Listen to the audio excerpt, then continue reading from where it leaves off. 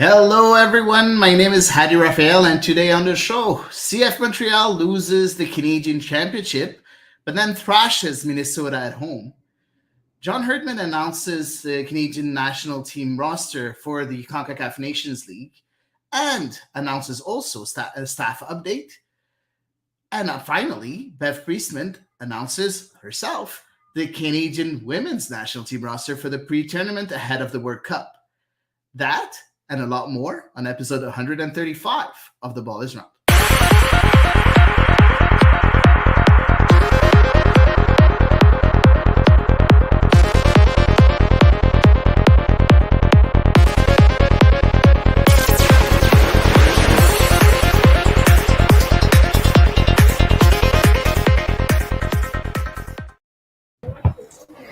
And I'm joined today by my friends, my colleagues, and my dear co-host, Elias. How are you today? Doing good. I'm doing good. International break, so everyone's a bit on a vacation from CF Montreal stuff, but I'm doing good otherwise. Exactly. And Eve, how was the game yesterday? All good, all good. No complaints about either the really interesting Champions League final that got played, nor was I disappointed by the CF Montreal match, which I'm sure we're going to talk about in great detail. Oh yeah, we're sure going to take the whole show to talk about CF Montreal and the Canadian national teams. But let's talk a bit about the Champions League. Nobody expected Inter Milano to do that well against a great Manchester City side. I was really impressed, but at the end of the day, the Giants won. So, Manchester City with their first Champions League of their history. What a great game, right? Yes, awesome. It was a fantastic match. Oh my goodness. It was so, the tension was so high throughout the whole match. I mean, Ederson with his heroic saves at the end there to keep it from going into extra time. It had for a 1-0 scoreline, it was a really pulsating match. Yeah, I completely agree. And Patrick says, soccer aside, we just witnessed history. First time in 56 years, Nick Taylor wins the Canadian Open. Yeah, congrats to Nick Taylor. So we're happy to be Canadian. So thanks, Patrick, for letting us know. That's really great. Guys, something really nice happened yesterday.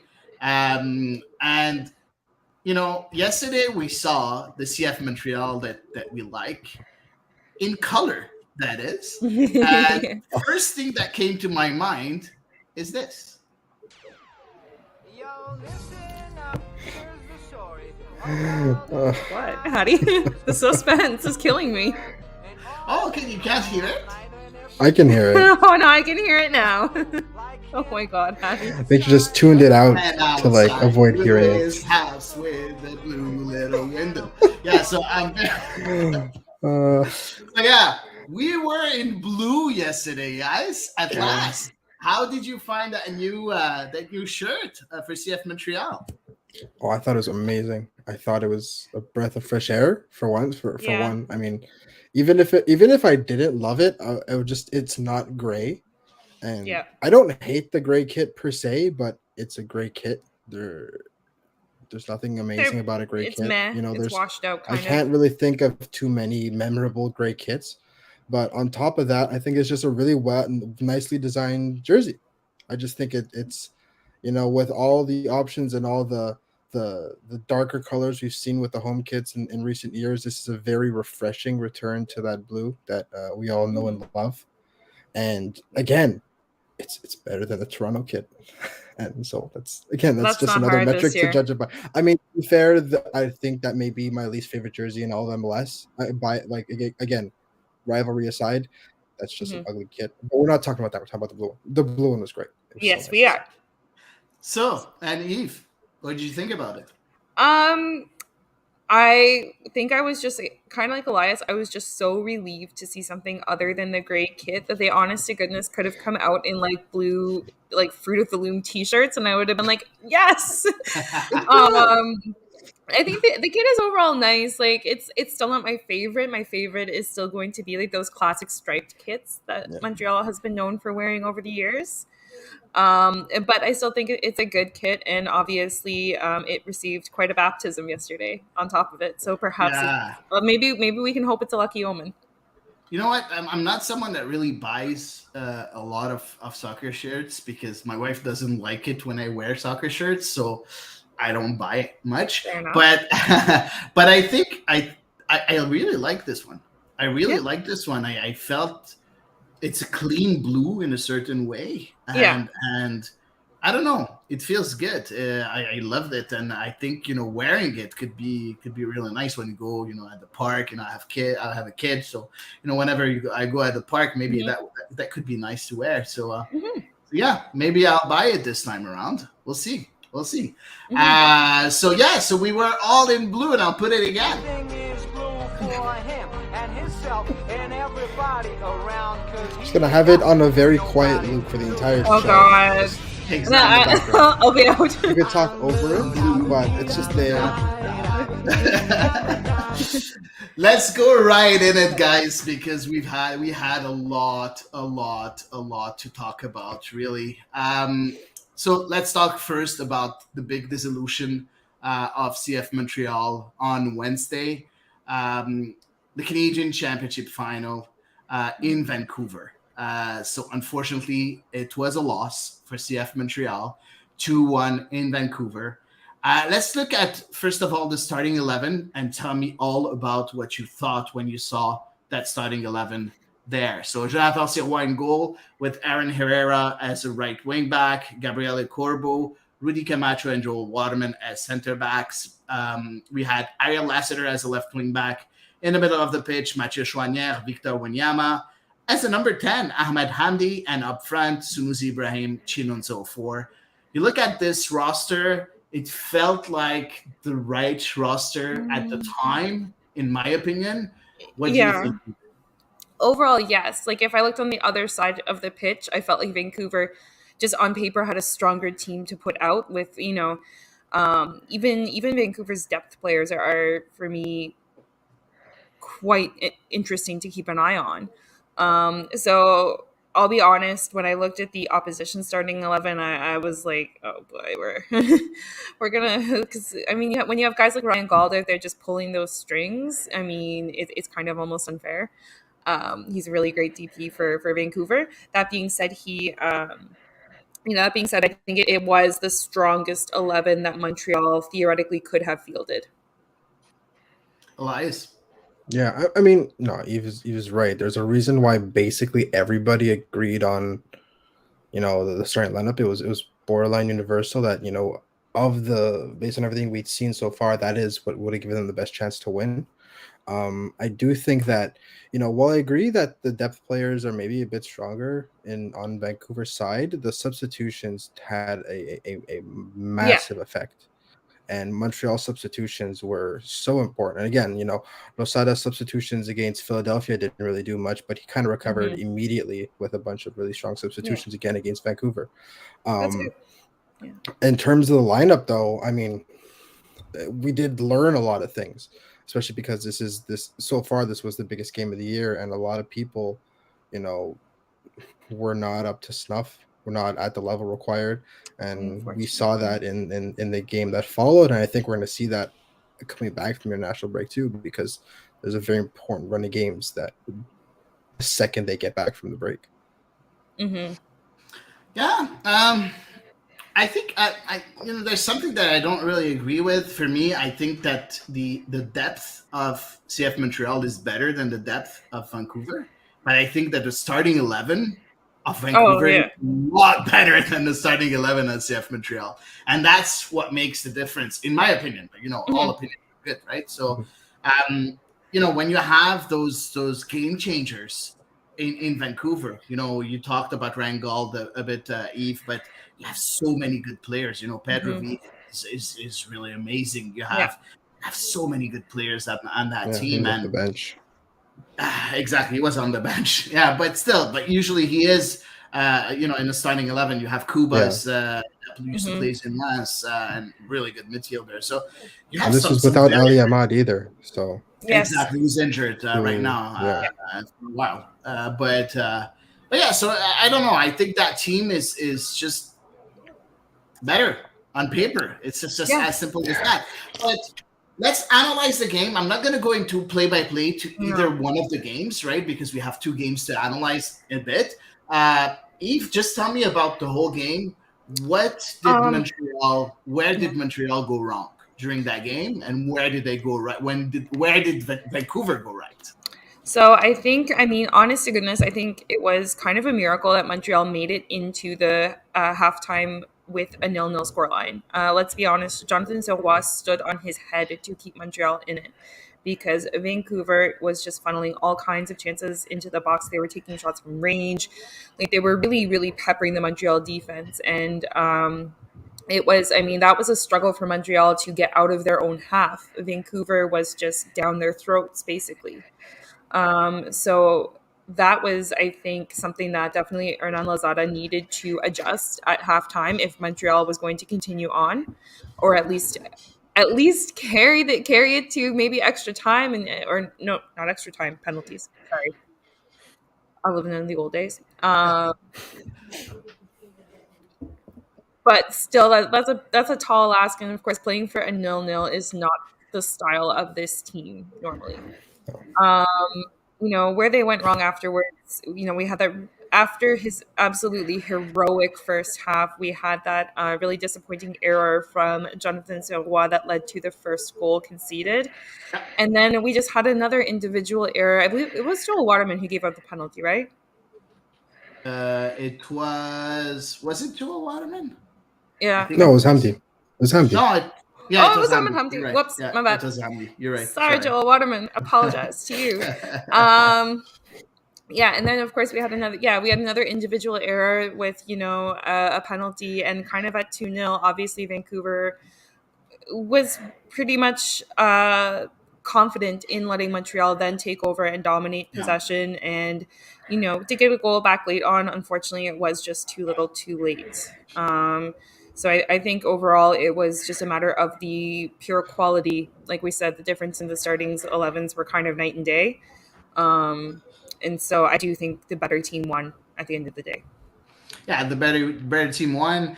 When you look at individual performances, Elias, who stood out in your opinion for CF Montreal? I know a lot of people are blaming individual performances. Can we blame individuals, or is it just the team failing in front of Vancouver Whitecaps?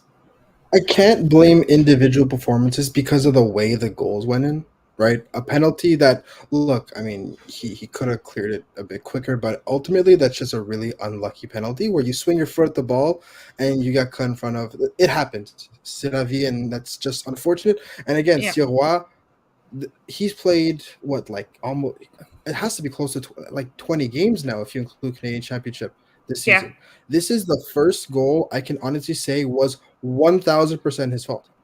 Yeah. Mm-hmm. In 20 games in your rookie season.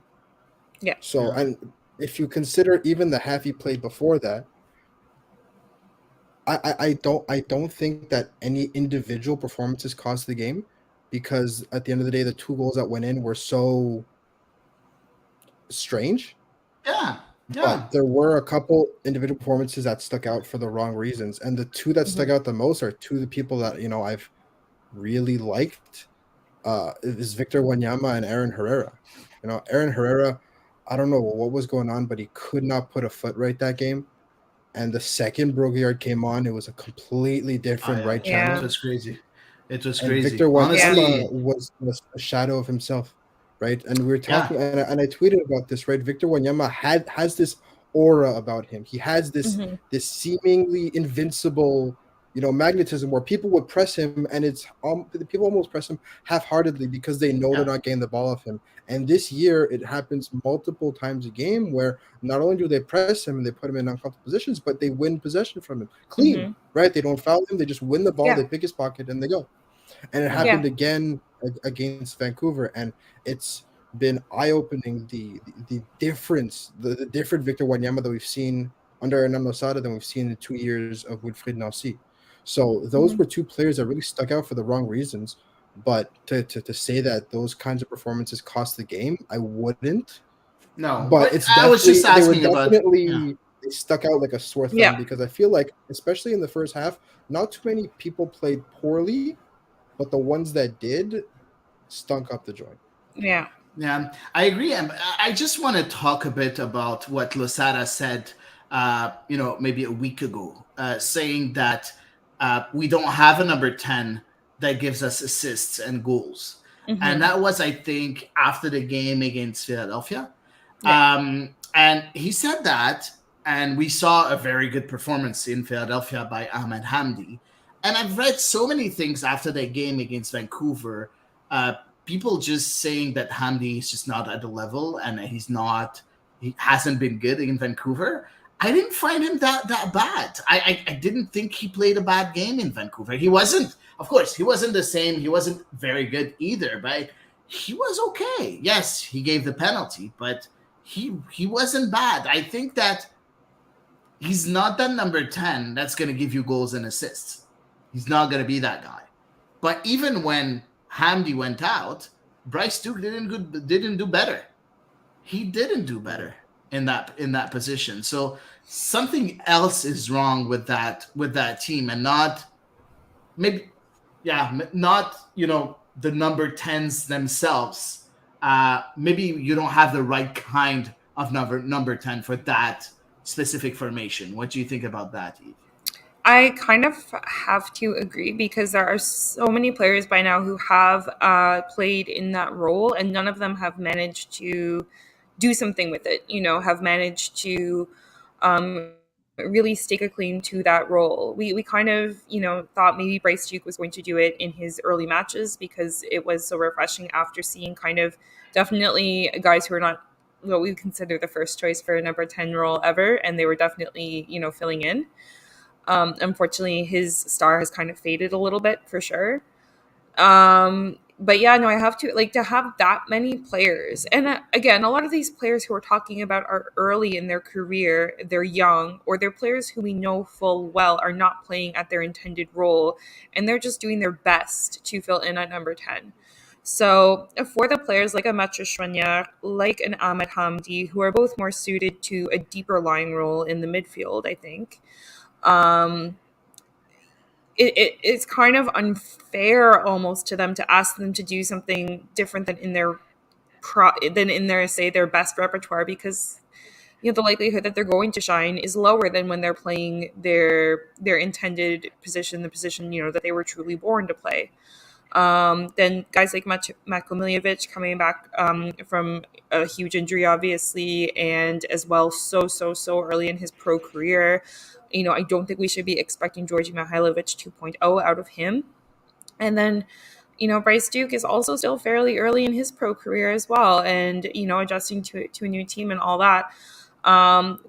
But yeah, no, it's weird to have so many players try out and none of them really fit. Plus, I've also seen Sean Rea try it as well, and he's in his first year. So again, you have to be truly, truly, truly an incredible, exceptional player to go from, academy CPL days to being an out-and-out number 10 for an MLS club. Yeah. So yeah, no, I feel like it's just weird to have that many players try with all of them not really succeed.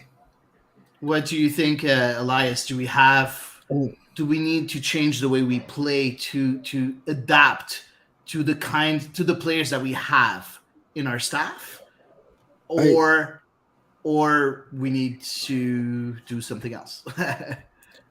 I mean, I wouldn't. I don't know about completely changing the way it's played, because I understand what Hernan Losada means when he says he wants his 10 to be able to be more decisive. Hani Mukhtar. Because that's what he wants. but that's it. I would not If you mind look at- Hani Mukhtar. But I'll take he Hani was a Mukhtar. number 10. all the top And he was- players, if you look at all the top teams in MLS, they all have a 10 that is not just good at creating chances, who is decisive. It's not just Hani Mukhtar, it's Carlos Gil, it's it's Daniel Gazdag, it's Driussi, there's so many Yeah. Like every single one of the top teams in MLS has somebody like that. It's Zelarayan now, who's an MVP frontrunner. It's every single one He of the top considers himself teams. as a striker, by the way, Zalarian. He just Mm.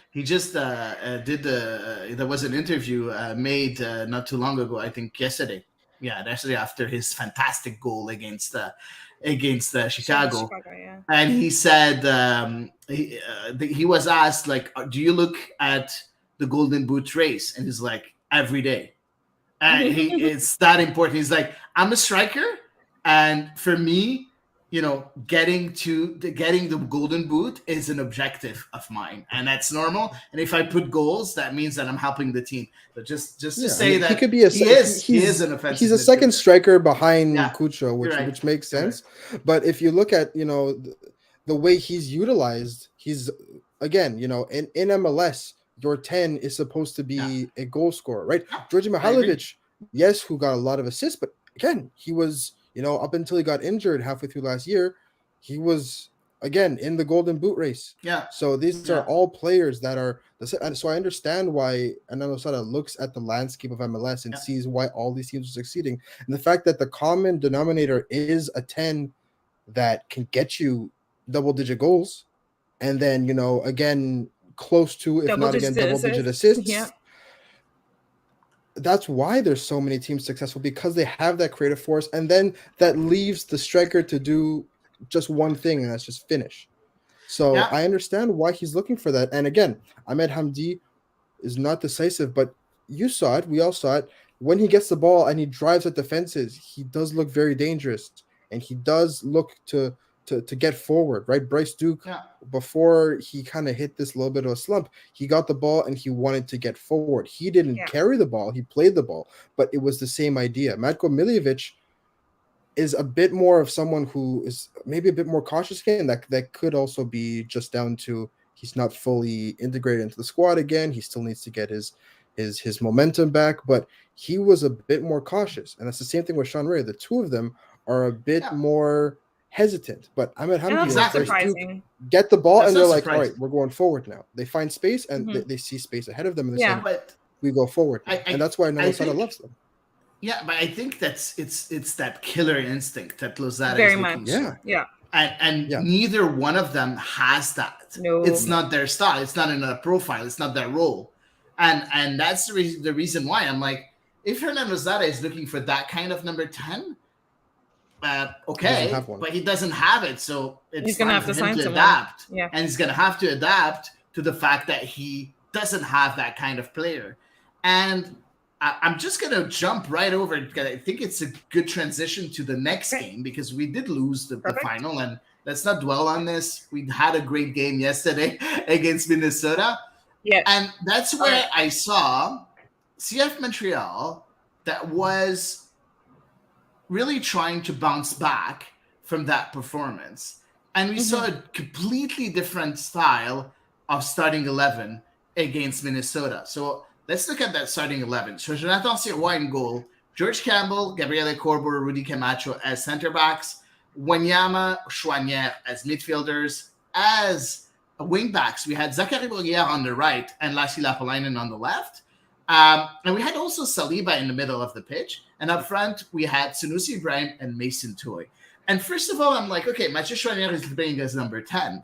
And then when you looked at the pitch, it was a completely reverse triangle. Yeah. With Victor Wanyama being a number 6 and Saliba and Chouanière playing as number 8.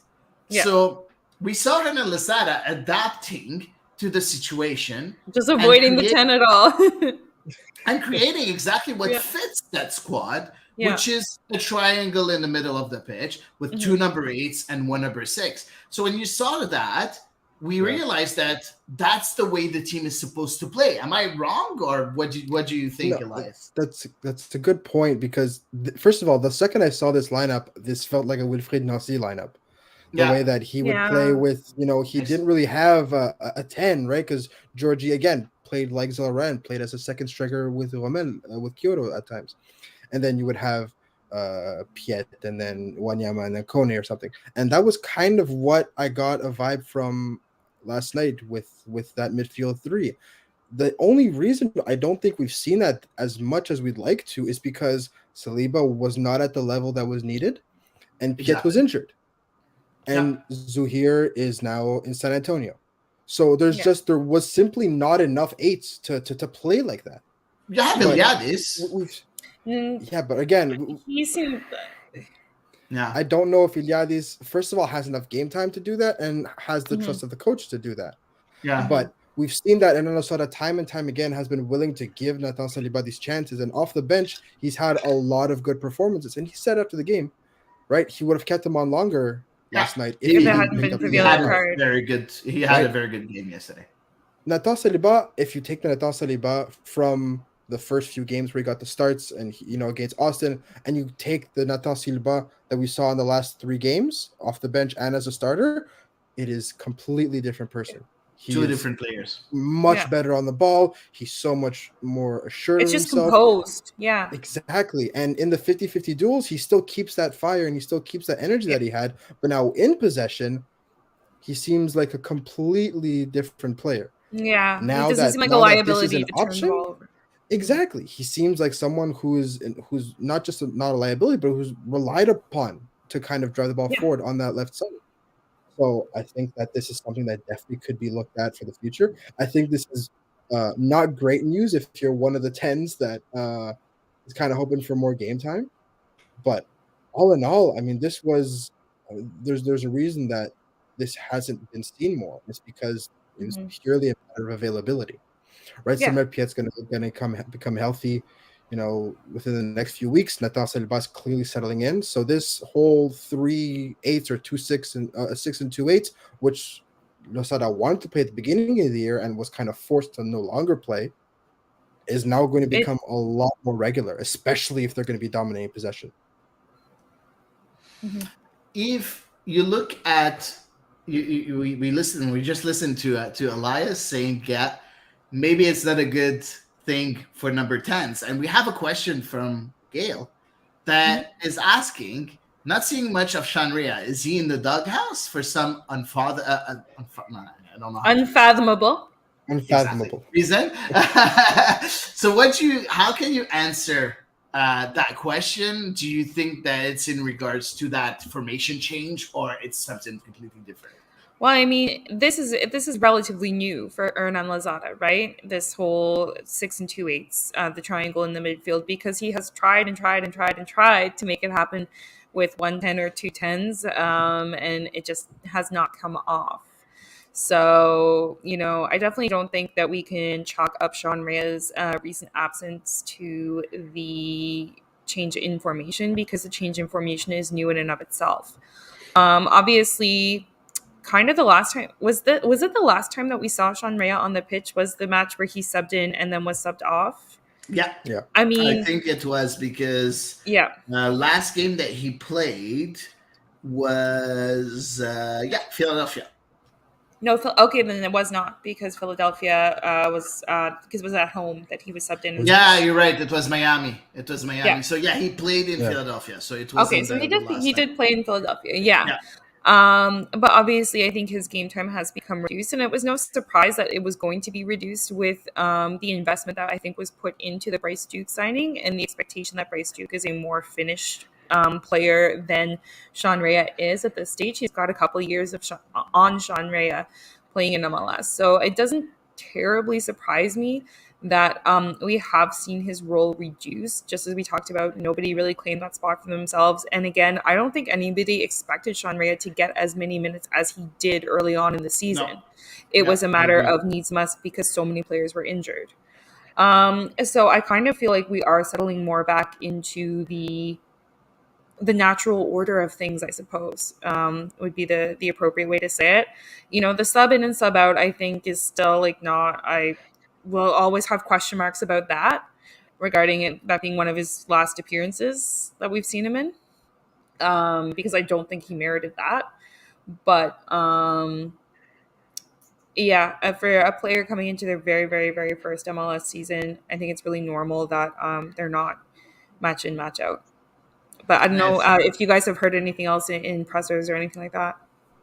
No, I haven't heard anything in pressers regarding Sean Rea. But when you think about it, this happened against Miami at home. He didn't play at all in DC, and then he played about 26 minutes in Philadelphia, and then he didn't play yesterday either. So, and if you look at the season since it started, so he played in every game except three, and two of them are after that incident against Hmm. Miami. So is he in a doghouse? I don't think completely in a doghouse, but I think he's not first in the pecking order in a certain way, and Hmm.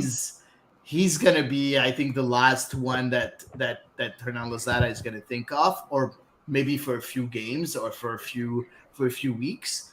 Maybe Lozada would forgive him when the break is over, because now CF Montreal has a bit of a break. But I think Sean Rea has been interesting this year, and you know what? He played, Hmm. and just to follow what Eve said, he played a lot. He played 672 minutes since the beginning of the season.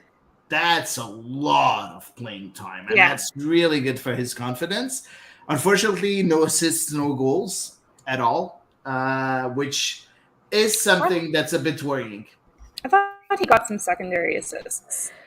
Yeah, Yeah, he got secondary it in the assist Canadian maybe. Championship. It counts. He Yeah, scored in It the counts Canadian from I'm talking Championship. about MLS. I'm He talking did. Yeah. MLS. MLS. No, Okay.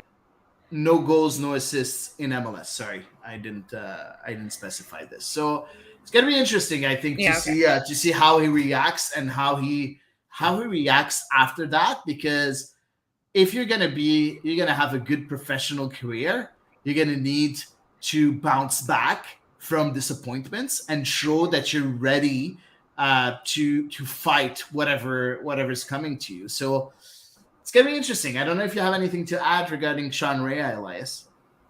No, I mean, I think it's been pretty much all said, right? He was coming into the season expecting to be the second string, and then Mako got hurt, so he was, the guy at 10, and then Bryce Duke comes in, then Mako comes back, and then Hamdi has a good run of form. So it's all very roller coaster. I would expect nothing less from a position competition at the club, given just history that we've had with competition. Um, and again, if by this time next month it could be on its head all over again, and then Michael Milovic could be the superstar, and then Bryce Duke could be in the doghouse. And so I think Hernan Losada is not someone who's too concerned with stature or with reputation, and he's very much willing to let people have a rest if they're not up to snuff, and people are having are that are in runs of good form get the minutes. So again, that's going to be a very interesting thing to follow. But I I I think it's pretty much going as expected for Sean Rea. It's still an integration year into the league. Yeah. Just want to correct that, Patrick. Patrick says that as per a CF Montreal website, he has 2 assists in MLS. It's secondary assists, and I was just looking Yeah. at another website, and that doesn't count Doesn't as count them. secondary assists. Non-optimal But, assist. but yeah, so there's two secondary assists, so 2 assists for Sean Rea. Now let's talk a bit about that game. First of all, you look at that starting 11, and what do you expect when you look at that starting 11? Do you expect CF Montreal to come out that strong after that very disappointing loss in Vancouver, Elias? Sorry, go ahead, Yes. Eve. Sorry. Go ahead, Eve.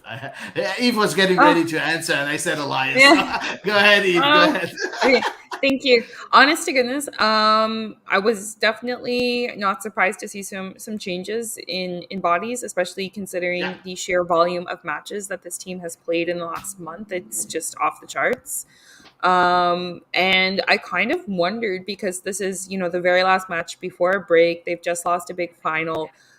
There was a part of me that wondered, like, are they going to be deflated? Like, how, what kind of a job is Lozada going to have done to kind of pump them back up to end this Yeah. crazy busy spell on a good note? I absolutely did not expect what we got. I will tell you that right off the bat, Because you're Eve. So. because I'm pessimistic.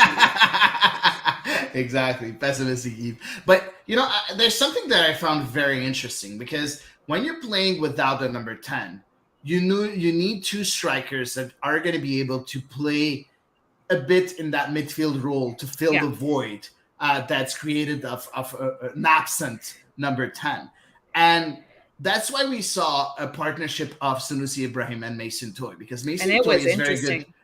is very good with the ball, and Sunusi also is very good with the ball. And I think he's progressed so well, Sunusi Ibrahim. I Mhm. love what I'm seeing from that guy. So we'll talk about him a bit later. But seeing those two together made a lot of sense with two number 8s playing behind them.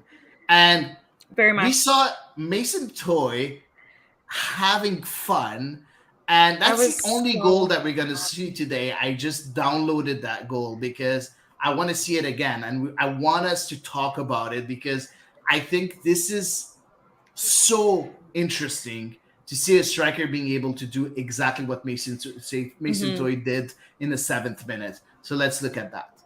How all these games we've covered, it seems to be the same case for a lot of these clubs, and just the depth issue can be a challenge for most. Here comes Mason Toy into the penalty area. A last-second sliding tackle. Directs it into the back of the net. Mason Toy. I like the fact that he didn't celebrate, but No. let's look at that.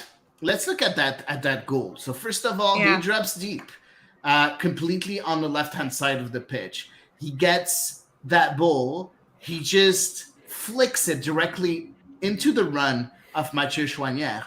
Mathieu Choinière tries to withstand the physical challenge of the Minnesota player. He's not able to. Mason Toy doesn't stop his run and goes right away, picks up the ball, just flicks it on, just in front of the defender. Has a very heavy touch. I was so concerned about that touch. And then flicks it on top of Dean Sinclair. When you look at that goal, first of all, you're not looking at a very at a striker that's out of confidence usually, and Toy didn't score for a while, right? So Almost a year. how confident was he to try something like that? Well, I think it also, like, the first thing I saw when I saw that chip, the first thing I thought of, and then he kind of followed it up with that scissor kick that got blocked. But I thought of the first 2 minutes of the game at Olympic Stadium against Philadelphia, where he tried that insane bicycle kick that almost went in. And so Mason Toy is someone who's never lacked confidence, right? I think that's the last thing you could say about him in terms of he will always have a go the second he sees an opportunity, which is kind of refreshing and something that has been lacking from Montreal a little bit. It's just the sheer bluntness of the way he approached that goal. And that's one thing I want to talk about when they have the two eights lined up behind the two strikers, is that basically Saliba and Choinière were shot out of a cannon. And that's what happens when they make those runs, and when Sunusi or Toy would drop deep, and then they would kind of just lay it off. And that happened a couple times during the game where they would just that would kind of enable this verticality that Losada has wanted for so long. Yeah. And so to see it finally put into practice with an actual goal instead of just, they've done it before and they've gotten out of their end and they've built up play. Exactly. Or they've done, XYZ things, but this has finally led to a goal. And it wasn't an oops. It was just a goal that seemingly was designed. A deserved, yeah. Yeah. Exactly. Choinière carries the ball, and Toy didn't react to Choinière losing the ball, where he kind of just hopped into the open. He was already feeling that channel in behind him. He was already as designed. It was almost like he knew it was going to happen. Run. Yeah. Exactly. So by the time the Minnesota backline recognized that, it's already too late. And exactly. The confidence because Dane Sinclair is not a small guy. He's we were talking about this in the press box. He's a big guy, right? I'd never seen him in person before because Minnesota just, they've been to Montreal once in the last 4 years. That's a big dude. And so the audacity to chip him, and he said in the press conference, right? That's someone you're familiar with. You know how he's gonna bring take on everyone. Yeah, he's He like, said it in the press box. Dane likes to drop down when it's a 1v1. So that confidence to chip it from there, because it wasn't like he chipped him and Dane St. Clair had just started to run out. That was in his face. So everything about that goal is starting to feel like, okay, can they do this consistently now? Can they do this on a regular basis? Can they do this away from home? Which is all things that need to be. Slow down, Elias. They need to we got to stop hemorrhaging the goals away from home first and foremost. Yeah, but see, if Losada wants to win or draw and have it be like a 2-2 or 3-3 or 4-4 game, I think he takes that deal every single time. Oh yeah, so completely if they agree can with do you. that going forward, and if they enjoy leave it these open games, they enjoy like these open games where anything happens, and they can really get this verticality and have it be tangible and like viable in terms of not just creating chances but scoring. Then absolutely. I'd love to see more of it. Yeah, but you know what? You're looking at that, and you're looking at the CF Montreal that's a bit confident after losing a final. What changed mentally, Eve, in your opinion, to see such a dominating team? Because it's not only the scoreline, a 4-0 win. We all know that right now. But it's not only the scoreline. They dominated Minnesota in every aspect of the game. And that for at least 80 minutes. There was, the last 10 minutes of the game where it was a bit shaky. And the first 10 minutes of the second half as well. Maybe 5 minutes. But okay, we'll fight the semantics later. Exactly. But 75 minutes just to be 75 minutes, they were completely dominant. What changed mentally with that team from Wednesday to Saturday? The kit. No, I'm joking. Love it. The kit. You put them in something other than the color of a dirty dish towel, and lo and behold, they no. I think I think we're gonna have to give credit to the coaching staff on this one, because obviously picking your players up after they lose a final is no easy task, for sure, and especially that was a hard fought final against Vancouver. Although we talked about it earlier, like the better team did win. It was 2-1, so it was close-ish. And as well, I mean, not only that, but that's a long journey home from Vancouver to Montreal to play that game Saturday night. So I think a lot of the credit has to go down to the to the coaching staff for picking them up. I know Hernan Losada in his presser, I caught his presser last night. He gave a lot of credit to the players themselves because they really took good care of themselves basically between the Vancouver match and this one, as far as getting right back on sleep schedules and regimens and so on and so forth. So no, for me, it's the coaching staff overall by and large. Yeah, I agree. I agree that the coaching staff has a lot to do. I think also that they prepared that game very well, in my opinion. So, exploiting the flanks, changing it up from one side to another with big, long balls. Well, let's not call it long balls, but big long passes from switches of play. Switches of play, exactly, from one side to the other. On the second goal, we saw that exactly. Oh my with Corbo, God, that beautiful with an amazing pass to Zachary Brault-Guillard, who puts it in the back of the net. But we also saw that also with Lassie, again from Corbo, getting the pass from Corbo, and Lassie unfortunately not being able to make to score a goal. We've seen that quite a few times during that game, and I feel that Hernan Losada and his staff made a great job just analyzing the way Minnesota was playing. And don't forget, Minnesota was one of the best teams away from home before that game. So that's a big not task. Really though. And they were away I'm from not home. sure Horrible away from home. Three wins. At the start of the Three season, wins. they won 3 games in a row on the road, and then they lost 7 of their last 8 games on the road in all competitions before playing Montreal. They are not a team in form on the road though. They started off great, but they were not good after. Go ahead. I will say overall, they were considered one of the stingier defenses in MLS. If I'm not mistaken, I believe they were the 9th best defense in MLS going into this game. So obviously, sounds like much of that can be credited to their play at home. But nonetheless, they were considered one of the more stalwart defenses. Definitely not a team that's conceding 4 goals on the regular. Yeah. Which, No. let's face it, And we just could to be let said you about know, Montreal. if you look at the record away in MLS, there's only 2 teams that won 4 games away from home in MLS, and it's Minnesota and Orlando, and we beat both of them. Of course, I agree with you, Elias, that lately they haven't been good away from home, but still, when you look at their stats, they're the best team in MLS away from home. 4 wins right now. They have 4 wins and 6 losses. They're really bad at home with 1 win, 1 loss, and 5 draws.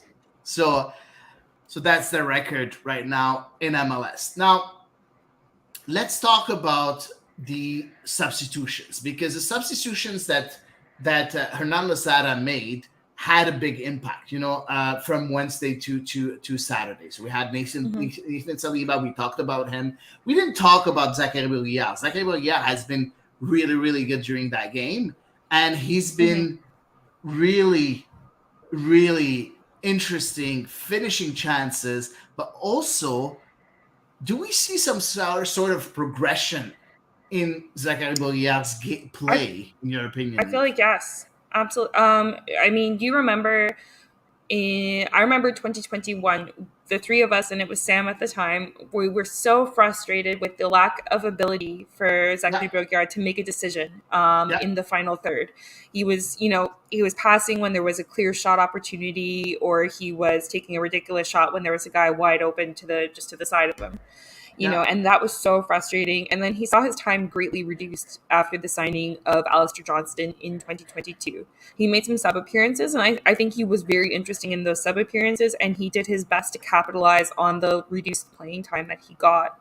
And I definitely think last season we saw him be a lot more decisive, a lot more quick, and a lot less hesitant to make a choice. And when he did make a choice, it seemed to be the right one, or you could at least understand why he made the play he made. And I think we're just continuing to see a progression of that this year. Once again, he is playing second fiddle to Aaron Herrera right now. However, the time he's getting, I mean, he scored a goal against Toronto on the road when Montreal won the Canadian Championship match against them, and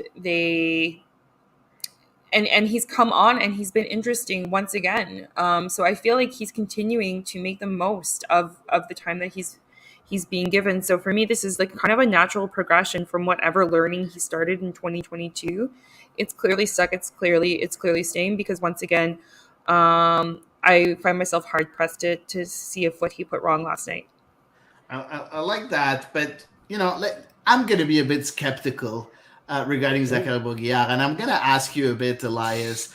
We've seen so many times during, in all of football history, in a certain way, when a player is in his last year of contract, you see a different kind of player. Do you Rudy think Camacho. that? Rudy Camacho. Rudy Camacho, exactly. Amongst others, Do you think that that's playing in the head of Zachary Brault? Because he did mention it in the presser, saying there's only a few months left in my contract before the option years, because there are some option years. But he also said that the club is already open negotiation with him, or there are negotiations between the two. So I'm not really sure what are the talks between the two. But do you think that the fact that he knows that his contract, he's at the end of his contract, is giving him a second boost in a certain way, Elias? I think I don't think it's hurting. I think it's definitely providing a bit of extra motivation, but I do think it's also the culmination of a lot of growing, a lot of learning. And like you've said, under Nancy, he did become a much more decisive player. And those goals he scored were very much, very similar to the goal he scored last night, where there was a very direct, and it was a very, again, you're in all alone. There's only really one option to Mhm. shoot. But those goals that he would get from the right side of like just outside the box, and he would just like power it into the bottom corner. Those are, you have the choice to maybe cut it back. You have the choice to maybe look for a cross, and he opted to shoot. And it's someone that is growing in confidence, right? And he was talking about it, how he's now like he's in a situation where he has to showcase what he can do to get minutes, and he's his bread and butter is going forward as a fullback. And I think with Aaron Herrera not having the best run in the last few games, I still think Aaron Herrera is the starter. I still think that's his position to lose, but it is now in Hernando Sada's mind that it's a bit of a more complicated decision, because now you can Which kind is of good. say It's a good. It's a good. it's Complicated It's a decision. good to problem, have. yeah. exactly right. But now if you're going to have the ball for decent chunks of the game, and you know that the possession you're going to have is going to be a lot more dangerous than the possession you're going to allow a game like Minnesota, do you pick someone who is who could provide that burst of pace, who could provide that burst of aggression going forward, like Zachary Brault? Because I still think that he needs to work on some things offensively, namely his delivery, his crossing can Mhm. improve, especially if you compare it Agree. to Aaron Herrera's, who's probably the best Yeah. crosser on the team, with Ariel Laster, who's also very good. But if he can develop his crosses to be even remotely at Aaron Herrera's level, then all of a sudden it's a Love it. real decision that Hernando Sada has. Great point. And it's not a simple one either, because Yeah. again, if right now the biggest thing that Aaron Herrera has over Brault is the fact that he crosses the ball so Yeah. well. And if Yeah. Brault has that on top of the pace, the top of the dribbling, and on top of the fact that he is a proven finisher when he gets into the penalty area, then it's a very difficult decision for Losada. I think also that Herrera is a bit better defensively. So That's true. something That's that he true. Oh has to yes, be for over. sure. It's just going So- forward Mhm. now. If you're going to Yeah, have yeah, I 60% agree. possession, Yeah. then Yeah. Brault is a very real course. consideration. You have to think. Yeah. Of course. I completely agree with that. So that's very interesting. 4-0. Let's talk about the last thing on that game before we answer all the questions. We have a lot of questions from fans. So Bryce Duke. Let's talk about Bryce Duke. He came in the second half. How did you guys find him? Oh, you know what? I'm going to give my impression of it. I was a bit disappointed in what I've seen from Bryce Duke. I think that he lacks confidence.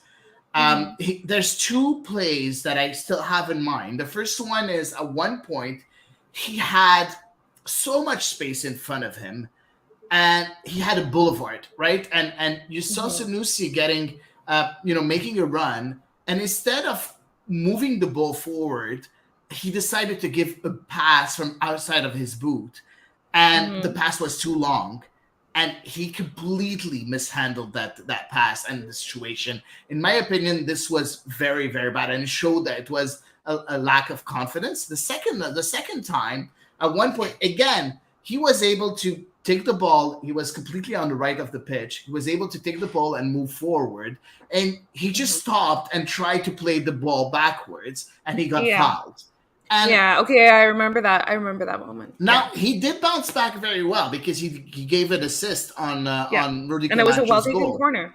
A great corner, and that's exactly how you should shoot your corners, at the penalty Finally, a nice spot, corner. directly there. Not too much close to the keeper, not too far, not too high. This was exactly a great corner taken. But what did you make of Bryce Duke's performance, Elias? You kind of hit the nail on the head, where it's just that there seems to be a lack of confidence. And again, he is young, and he's coming into Montreal not being used to being a starter, or the guy that is relied upon. So there has been a lot of pressure in a very short amount of time that's been like thrust upon him, and you give him the number 10 on top of that. So there's a lot being asked of him in very little time. He has to adapt to a new city, new team, a new coach, new system, and juggle these expectations as a 22-year-old kid. So it's a bit of it's a tricky situation for him. But honestly, it's if this project is to grow young talent, then you do have one of the more promising midfielders in Bryce Duke at that age group. So you Yeah. have to keep putting faith in him, Of because course, the for talent sure, is for there. sure. We've seen the talent For and sure. we've seen the for sure. quality. And again, he may not be a 10, 15 goal scorer per season, right? But in terms of creating chances and creating assists, he could be one of the best in the league with his ceiling, with his talent. So I think it's just about putting faith in him, because he looks like someone that just doesn't feel super confident right now. Yeah, I agree. Anything to add on Bryce Duke? Or I No, think I everything has been think you said, covered right? it. Yeah. Okay, perfect. So let's answer all of our questions, of the questions that we have. So first of all, it's from Dr. Foot. He said it in French, so I'm going to read it. I'm going to translate it as we go. So do you think that Toy is back on track, or do you think that his performance was just a one-off against his former club? I think this one is really tricky, honestly, because we saw almost the exact same situation produce itself last year when Toy got a brace against Seattle, and then just kind of, unfortunately, nothing else came off for him for the rest of the season. And if you recall, that was right after he came back from injury Yeah. again. So, I mean, there is precedent that states that this is an anomaly, unfortunately, for Mason Toy. However, I think definitely we need to give it another couple of games to make a final call on that. I don't think we can say right now whether Mason Toy is back in like 2020. Was it 2020 or 2021 we signed him? 2021. Sorry, I got there. 2021. I got there. Yeah. Yeah, so I don't think we can say whether or not he's in 2021 early pre-injury form or 2022 form without a better sample size, because we've seen him be just on such opposite ends of the spectrum in his time here at Montreal. Perfect. Let's move to the next question. It's from Tate, and that's for you, Elias. As we head into this break, what was the best performance so far this season for CF Montreal? I mean, it's hard to not pick the one that just happened, right? Everything went well. Yeah. And even down to the fact that they did like concede a few chances at the end, and there was seemingly we were almost laughing in the press box that there was like this invisible wall around the net, because it just, no matter what happened, it just did not want to go in, whether it was a Siwa save or there's a goal line clearance. So again, it's one of those games where nothing went wrong really, and I think you have to take those. Again, it's not like, oh my God, they're back in second place in the conference. Here we go. Yeah. Right, you take it with a grain of salt, but you also enjoy those performances and you take the Totally from them. Yeah, I agree with that. I would also, another game that comes to my mind is the win against Toronto, beating your rival. Always. There's nothing like better yeah. than that. Yeah, I wouldn't say they were like incredibly special in that match versus Toronto, because that was, like, let's face it, a really tragic edition of Toronto that came to play. Yeah, but but twice 100% twice in the same week, twice right? twice in a week. If we're gonna put those two together, Yeah. not even a contest, Hattie. This is a Toronto team that was supposed to be like top 3 in the East, if everybody remembers. Exactly. Right? Exactly. They were supposed to finally have figured it out and be, challenge Philadelphia for This is a Montreal podcast. We don't care. Yeah, but yeah, I wanted to add something else, just but I won't, reminding because everybody. Eve is gonna kill me. So moving on, Robbie, that's listening to us right now, ask us a question. So that's for you, Eve. Now that we have half of the season done, what do you like about Losada's coaching style, and what do you think he still needs to work on? Oh boy. Road games. Oh my God! Fix the road. Work on your road plan, please. I don't know how else to put. I don't know how.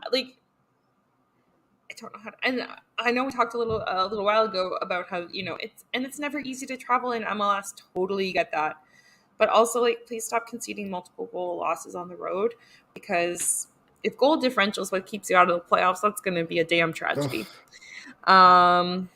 So work on road form. I'm not saying you have to have a Wilfred Nancy style, 2022 style anyway, a road form by any stretch, but just something in the preparation for those road games needs to be worked on. As far as what I like, I think we are seeing growth in Lozada as a coach as well. I think we've seen him adapt and get to know his team.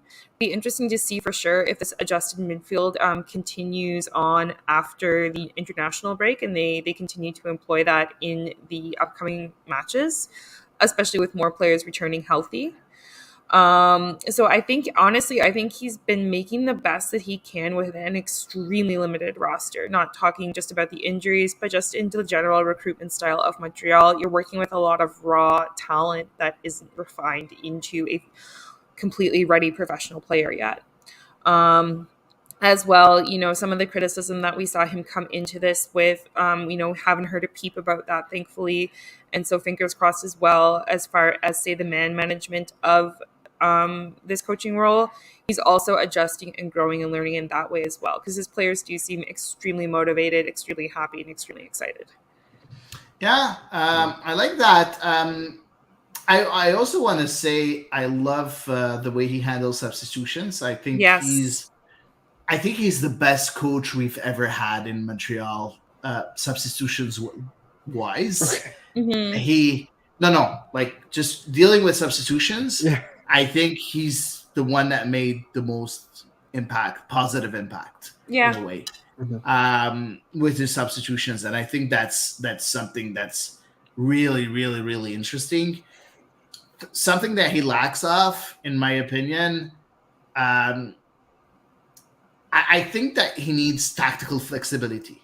Yeah. And we talked about the fact that he switched with a triangle in the midfield, but right after, at the second half, he put a number 10 back, and we played again with a number 10. And for me, it was working so well with two number 8s.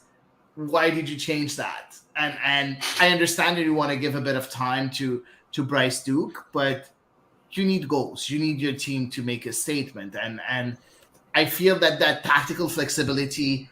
Mm-hmm. As of right now, he didn't show a lot in tactical I agree. flexibility. One last thing about the positive side, developing young players. Sunusi Ibrahim, and I talked about him a bit earlier. This guy is transformed. I really love what he's doing. Yesterday, he was really, really good in the first half. Yeah. Wednesday in the final, he was the only one that was kind of good in a certain way, and he scored a goal in the second half. In the second half against Vancouver. So that to me is because of Hernan Lozada, and he's been saying so many good things about Sunusi Ibrahim, and it shows that he's able to give and to develop young players, and that's something that's very positive. I don't know if you want to add anything else, Elias, regarding that. No, I mean, the one thing that, look, there's two things that tangibly, on the positive side, that tangibly we see as, people who aren't in the locker room. And one is he oozes passion. Yeah. He's always fired up. You saw him after, there was a video online after the game of him meeting the fans outside the locker room, and he was jumping and celebrating.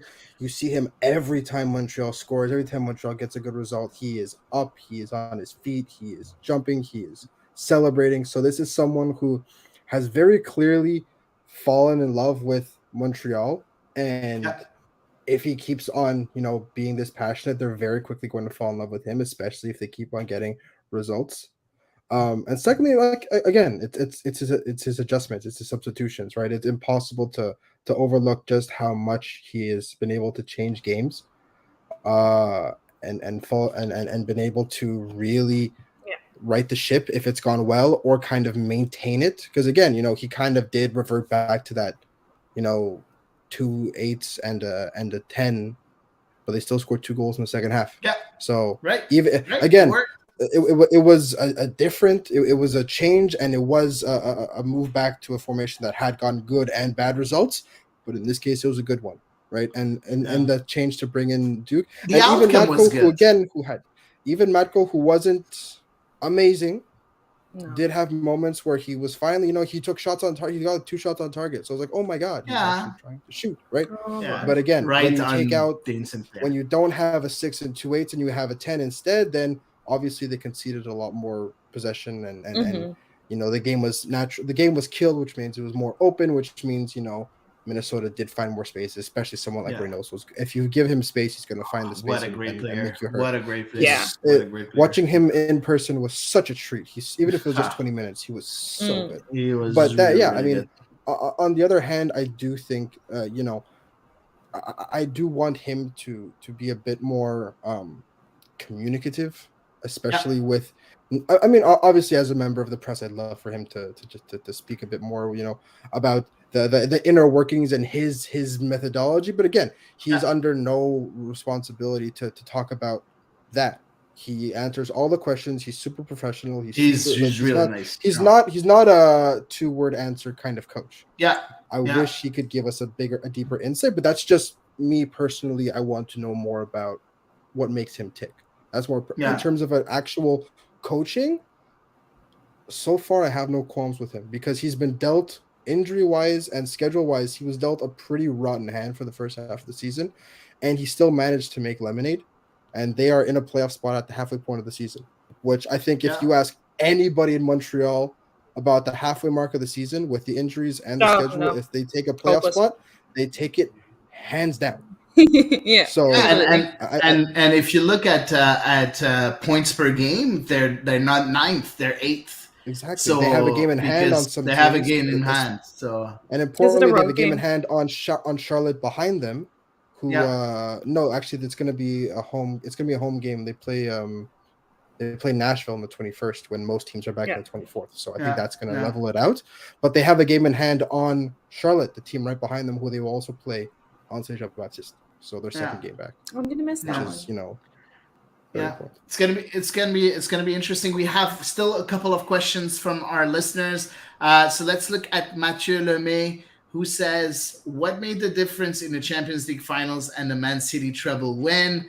So go ahead, Eve, you can answer this one.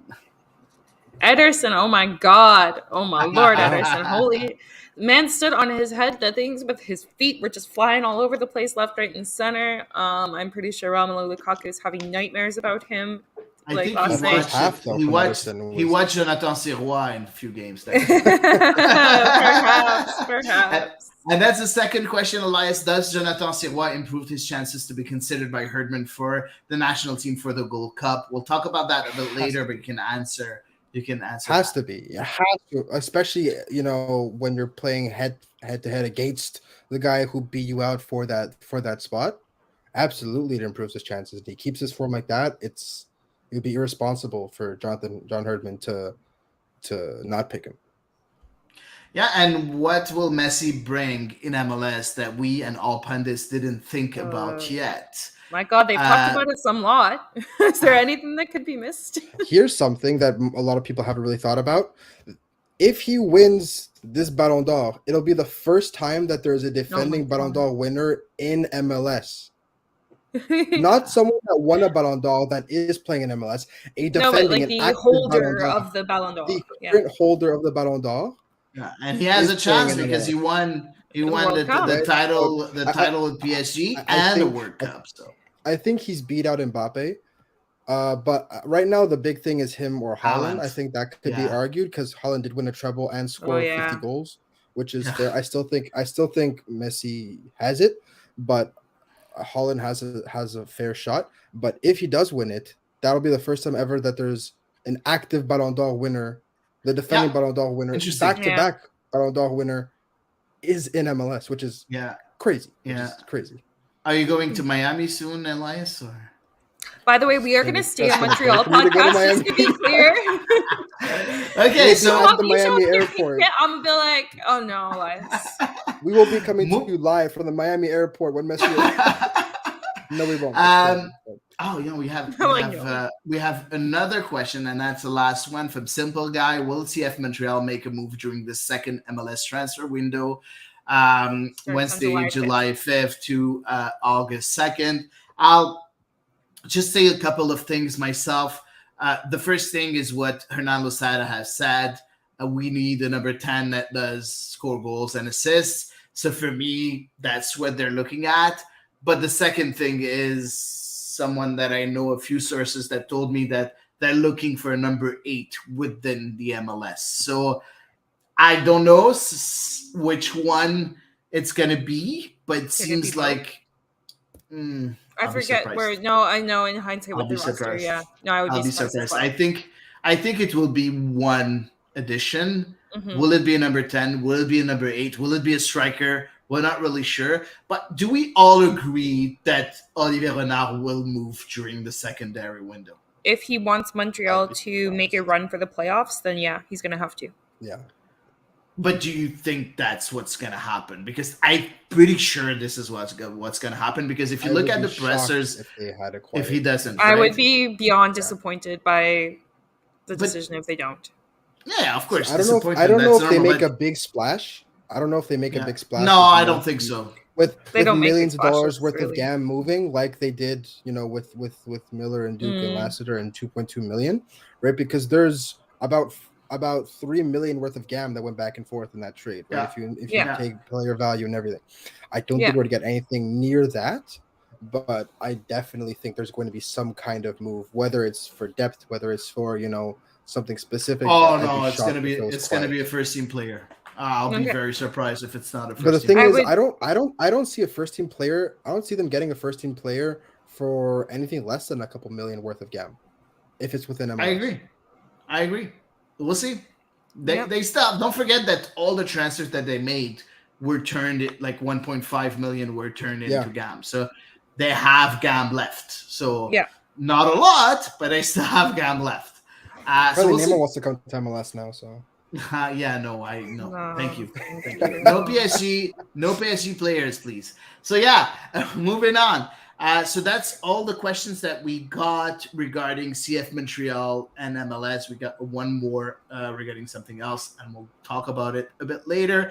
Let's move on to the national teams right away. Nations League roster. John Herdman announcing his squad, explaining that for him, the Nations League is going to be a chance for all the players that have qualified the team for the World Cup to win silverware in a certain way. So here's the squad with Milan Borjan, Tom McGill, and Dane Sinclair as goalkeepers. Samuel Adegugbe, Derek Cornelius, we'll talk about him a bit later.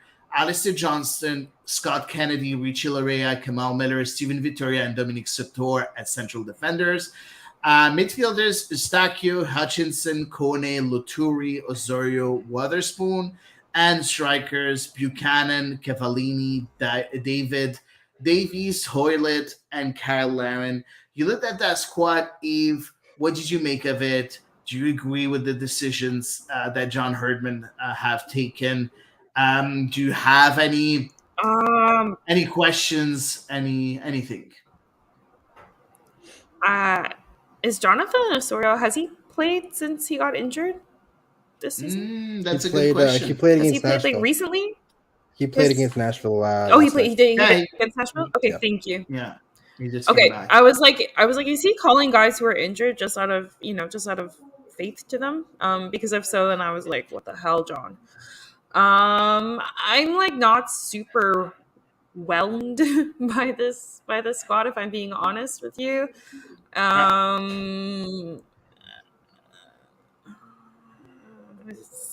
just gonna make uncomfortable noises where I'm like, well. Honestly, I don't know. Like, I mean, there are some choices that I still don't understand.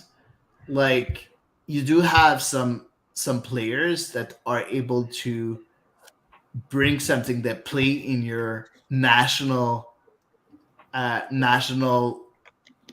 league, if it's not the national league like the MLS in a certain way, that are not there. You know, I love Dominic Zator, but what about Joel Waterman? I love, I don't know Tom McGill, but what about Jonathan Sirois? What about Mathieu Chouanière?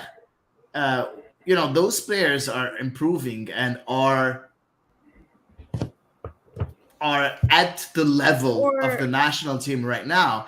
And you look at players that haven't done much, lately, or they've been a part of that cycle that qualified the Canadian national team to the World Cup. but that doesn't give you Like a free pass. a free pass. Exactly. So I don't know. What do you think about it, Elias? I'm not at ease with that roster. Now, hopefully, we'll be able to win silverware, but Yeah. I don't like it. Oh my god. I understand that, like, this is. I understand what he means by this is, reaching out and not thanking, but maybe rewarding the World Cup squad or the squad that got you the World Cup with a chance at silverware. But you want to And- win. And I hope that it's a pretty changed up squad for the Gold Cup, because I do think that there are people that are in better form and that could bring something else, right? Including some of the players you named. But at the same time, when it comes down to it, that starting 11, that full strength 11, is pretty set in stone. So when it comes to should they beat Panama and end up in a final, I don't see too many people that were, if you say snubbed, if you say left off, challenging for that that starting spot. I don't know. I think the fact think that it's only 2 games in Nations League, and the fact that the Gold Cup is a full-on tournament is why you also have different considerations. So I was disappointed seeing the full list. But at the same time, not too many were eyebrow raisers. I think the biggest one for me personally was Mathieu Choinière, because of how good of a season he had. I understand why Dane St. Clair beat out Jonathan Sirois, just because he's been in the program. No, it's Tom McGill that beat out Jonathan Sirois. It's not Dane St. Clair. I understand why both of them did, but yeah. Okay. But Yeah, I think dude. John Herdman has made it abundantly clear that he has certain players who, like, I don't want to. It's probably going to come off this way, and this is not how I mean it. I'm not trying to mean that he has favorites, but he has players who he relies on and who he Yeah, But that's absolutely. understandable. in, like, kind of like, whether or not they're in great form, whether or not they're playing a lot with their team, like, he has kind of, quote unquote, his guys, if you will. Yeah, but that's Um, understandable. That's understandable. But that's like, it should be like 30-40% of your squad, and not Yeah, for him it's like 95% of your 70. squad. Yeah. You know? Yeah. And that's where I don't agree. You look at Didier Deschamps, who's one of the best national team coach right now in the world, and he has that same mentality of having that core, the core players being there, whatever their form is, and that I can understand. But you need to be able to play with 5, 6, 7 positions within your 23 squad, and this is not something that we've seen from John Herdman. The only changes that are kind of new are maybe Zator or Luturi and McGill. But I'm sorry, you have players that have been so good in MLS, and Well, you're even snubbing like Jacob them Schaffelberg, Kyle Hebert playing with St. Louis. Like, there's all kinds of players. Exactly. Yeah. Yeah. No, we're not. I'm talking about the CF Montreal players because we are a CF Montreal podcast, right, Eve? So Yeah, we are. You're right. But you're there's right, definitely players who have also kind of been on the fringes who I think would be also interesting to pick over, like, if what feels like kind of random guys. No offense. Maybe But they're anyway, doing very well. Maybe they're doing Yeah. very well there, and it's okay. But I don't know.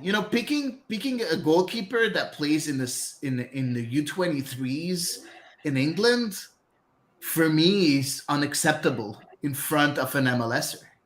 Yeah. That's my opinion. But I don't know.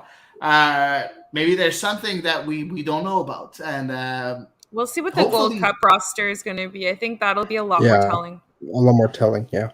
yeah, we'll see, because it seems that the Gold Cup is going to be the Gold Cup roster is going to be completely different from the Nations League roster. And he said that new cycle would begin at that point. So are we going to see Atiba Hutchinson retiring after the Nations League? Are we going to see? Very possible. I think they'd bust him out for a friendly at home. I would hope so.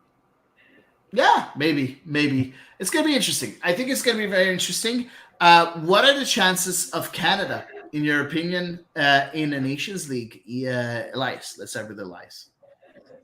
I mean, very strong, especially again, Panama is nothing to turn your nose up at. It's definitely someone that could surprise you, but I fully expect them to. Yeah. Sorry, okay. I have to say this. Thanks, Oh, Gail. Holy Gail. Not happy. This is not a retirement party. Play the youth. Thank you, Gail. Play the youth. Play the youth. And Roberto saying, Hattie, are you being too much of a homer?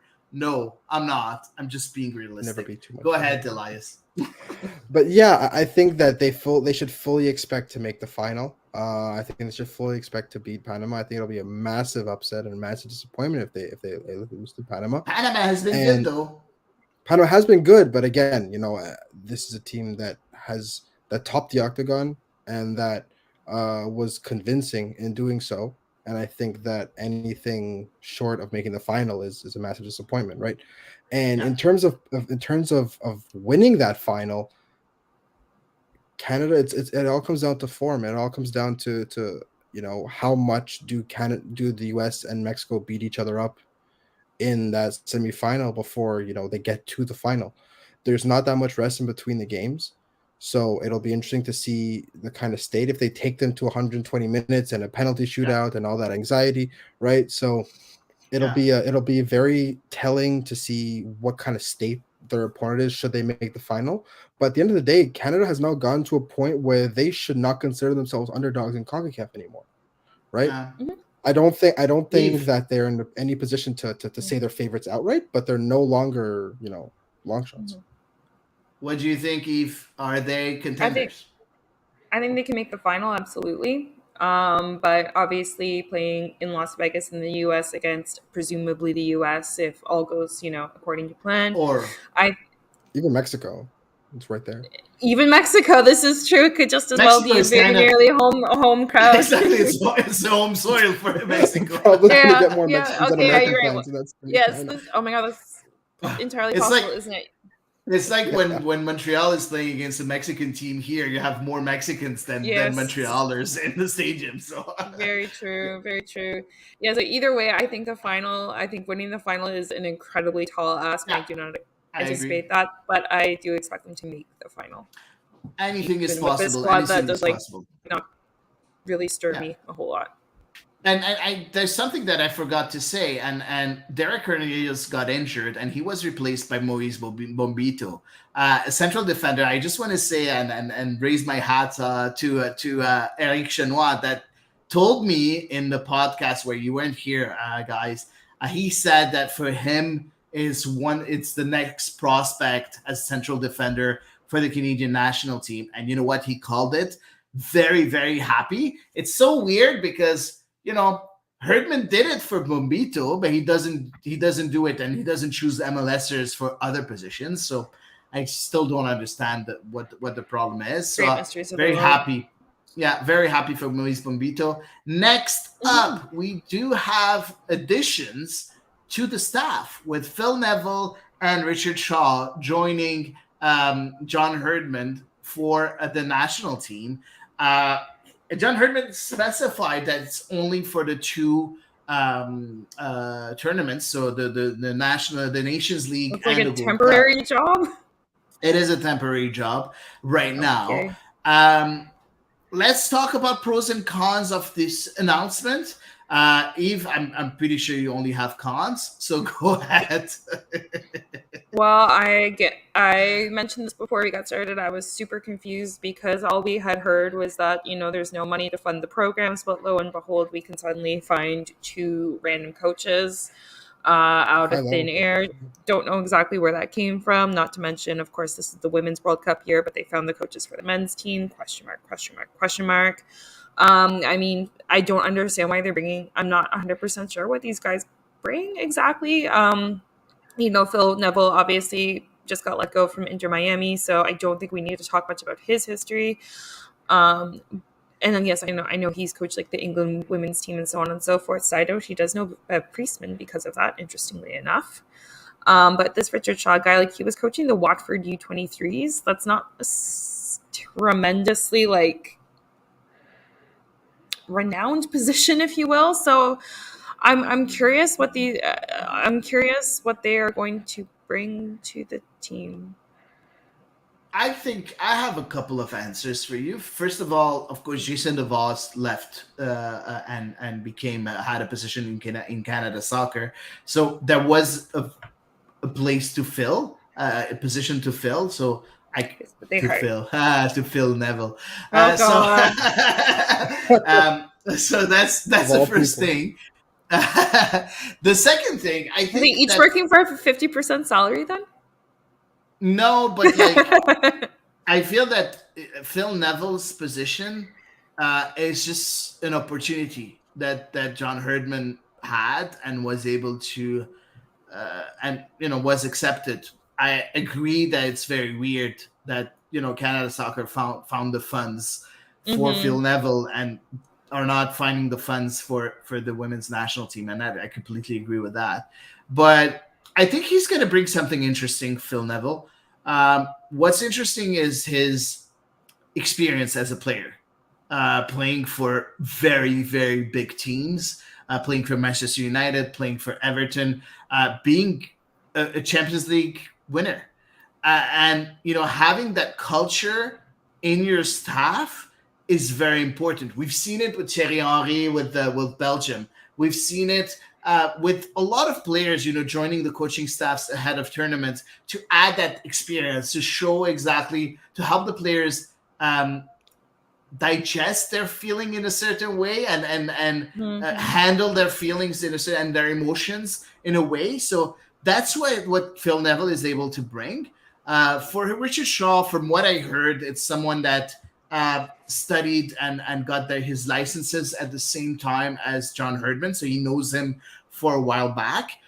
So maybe it's something he thought that he could bring something that he needed for the national team. So I think it's just a choice of John Herdman to have someone that he knows and trusts within his squad. So Elias, anything to add about those two nominations? No, I mean, I kind of shared Eve's feelings about what and just general confusion. I mean, I do understand, bringing someone like Phil Neville, who has played at some of the highest levels in the world, and that experience is valuable. But at the same time, it was mostly just confusion. And again, I was not super in the loop with the Canadian coaching situation. I was not aware that DeVos had left and that they had actively started looking for a replacement, a being singular. So that's why When we got two, people look at at the same that. time. It was just, again, I don't know. eyebrow Whatever. raiser. But Disorganization.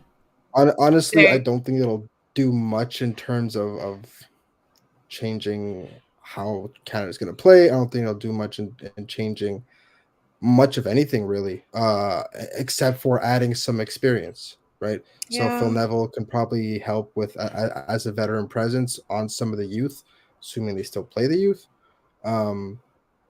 But other than that, though, it was mostly just general, not really knowing what happened, and then kind of just being like, "Oh, that's a little underwhelming." But Yeah. all right. Gotcha. So All right. just talking about the Nations League. So we do have that game on the 15th. So next Thursday coming for Canada against Panama at 7 p.m. local time. We also have that final that's going to be Sunday. So in case Canada qualifies for the final, we'll maybe see if we can, put the podcast maybe the next day, Monday or Tuesday, depending on the final. But please follow our social media, because of course, if Canada is playing the final, we're not going to record at the same time as the final, because the final is at 8:30 local time. So we want to make sure that we watch it so we can talk about it for sure. So please stay tuned to our Twitter account. So we'll mention it if Canada wins the semifinal. We'll let you know.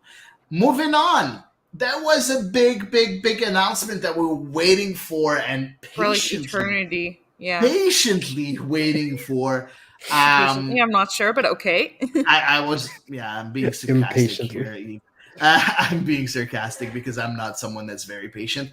the women's national team squad was announced by Bev Priestman for the pre-tournament of the World Cup. So, of course, that squad, it's not all the players that were announced that are going to make the cut.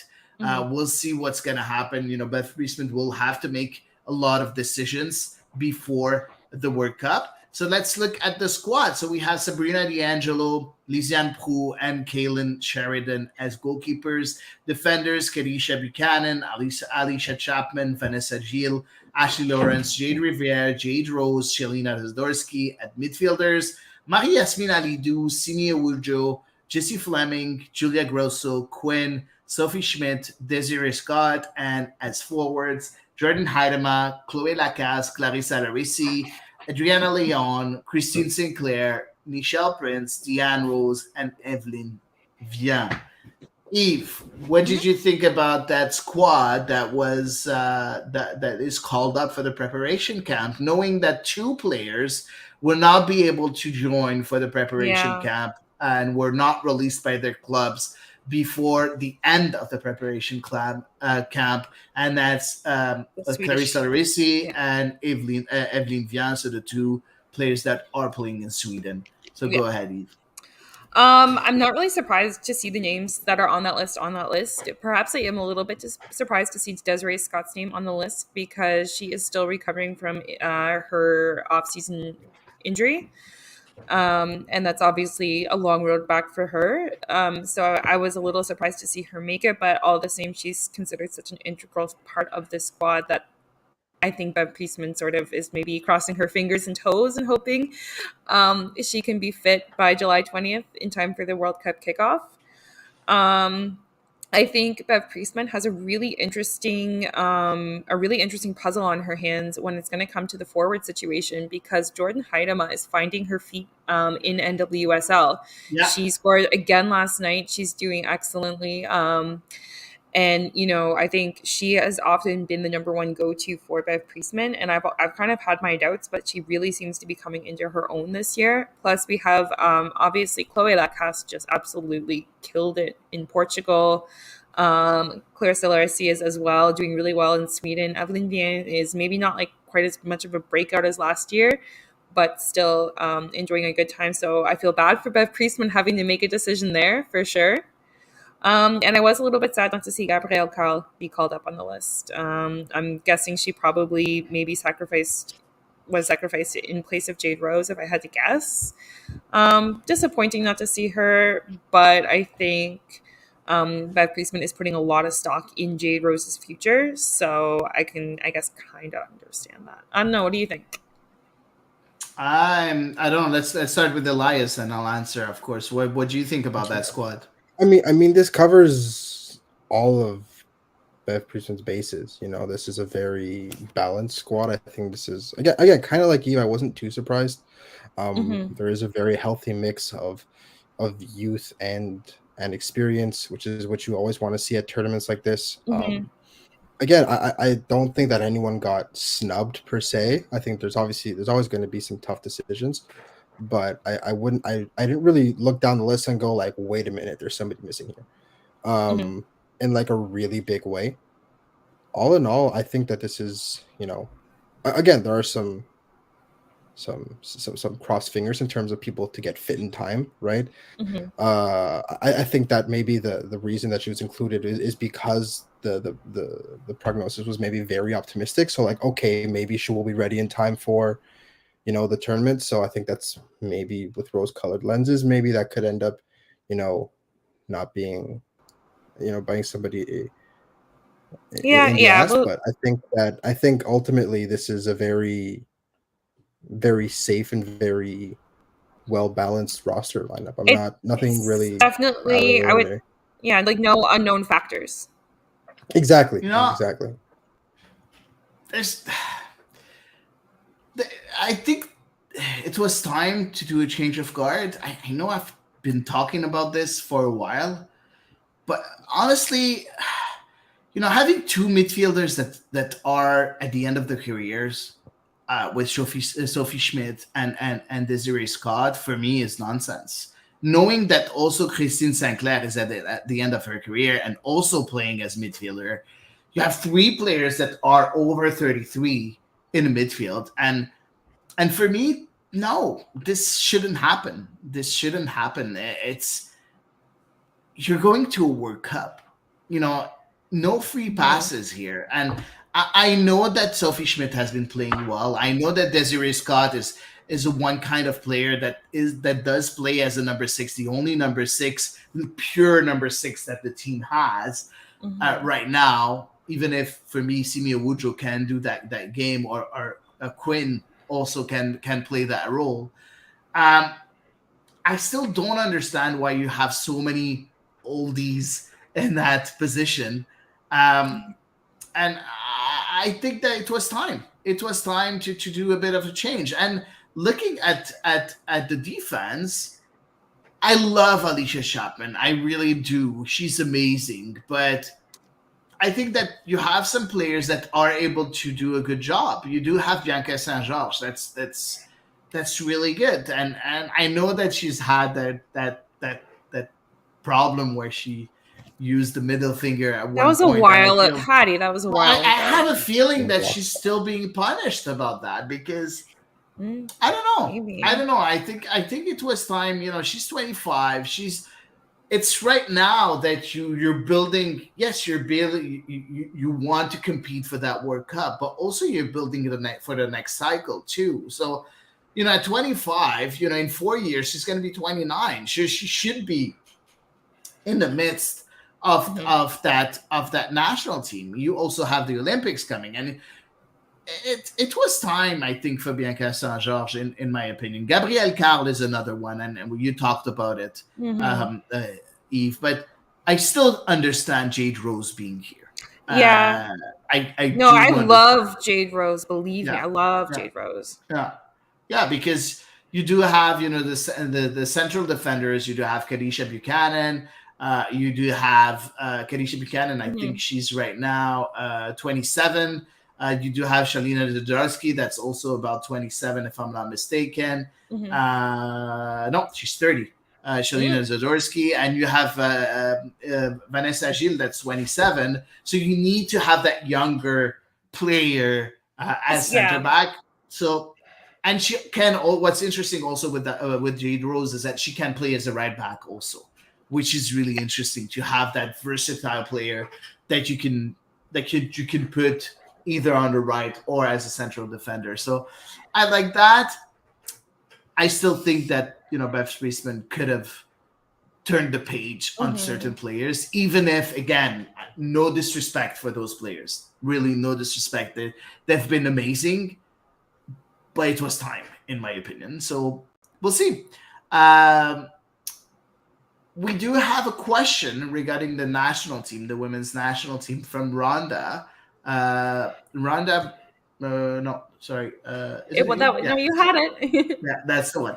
What if any changes would you make to the Canadian women's national team World Cup preparation camp roster?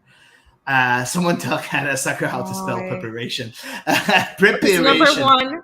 Hire Eve as your proofreader. Oh God! Even I would have made that mistake. Yeah. So. Okay. So what changes would you have done? I think I answered the question myself, but yeah, it's hard. Like I said, I kind of feel like because Gabrielle Carl is a very versatile player as well, right? Yeah. And so, if I'm not mistaken, she has played on both the left and the right side of a defense. Yeah. And so she's a midfielder. And also. So we talked about before, it's so important to have versatility because you bring such a condensed squad to a tournament. And this is, a long-term tournament like this. So I really wish that she had gotten a look in. For me, that's kind of, I think, the one maybe, I really hope that Bev Priestman doesn't look back and regret it. If anybody should fall to injury, heaven forbid. But maybe... Yeah, I don't know. That's my thought. It remains consistent with my earlier one. Elias, we didn't hear you about this. Do you have any other changes that you would have thought of?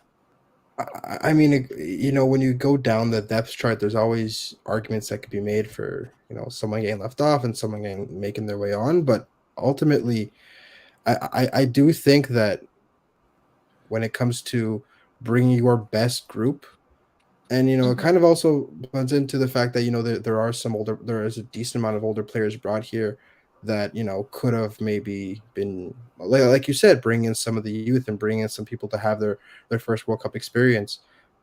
At the end of the day, this is a competitive tournament, and I think if Bev Priestman probably considered that and ultimately said that the pros of developing some of the youth versus the pros of having that experience and having that quality.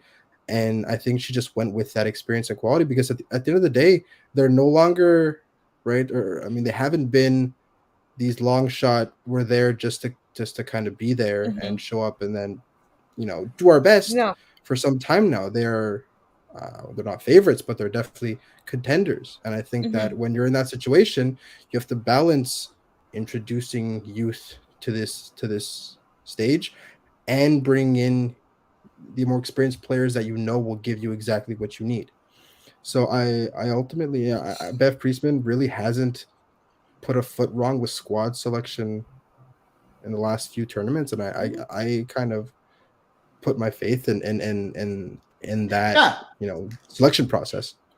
Hopefully we'll have those young players in that final roster, because it is a pre-roster in a certain way, a preliminary roster.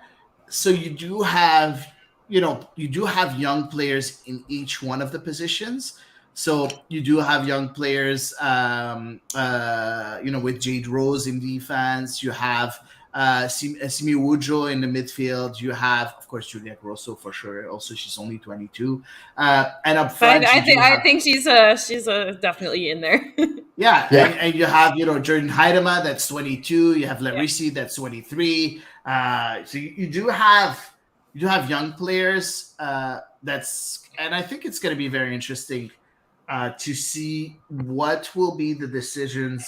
What will be the decisions of Bev Priestman and her staff, knowing that it's a preparation camp with no friendlies, which is very weird. Unless they're secret closed door friendlies, they've told nobody. Oh, I hope so. Right? I hope so. I wouldn't be surprised. I wouldn't be. I don't trust Canada Soccer, so that's also true. Nobody does. Nobody does. Now, looking at that squad right now, what do you think is lacking? What do we need? What is missing from that squad? Do you think something is missing?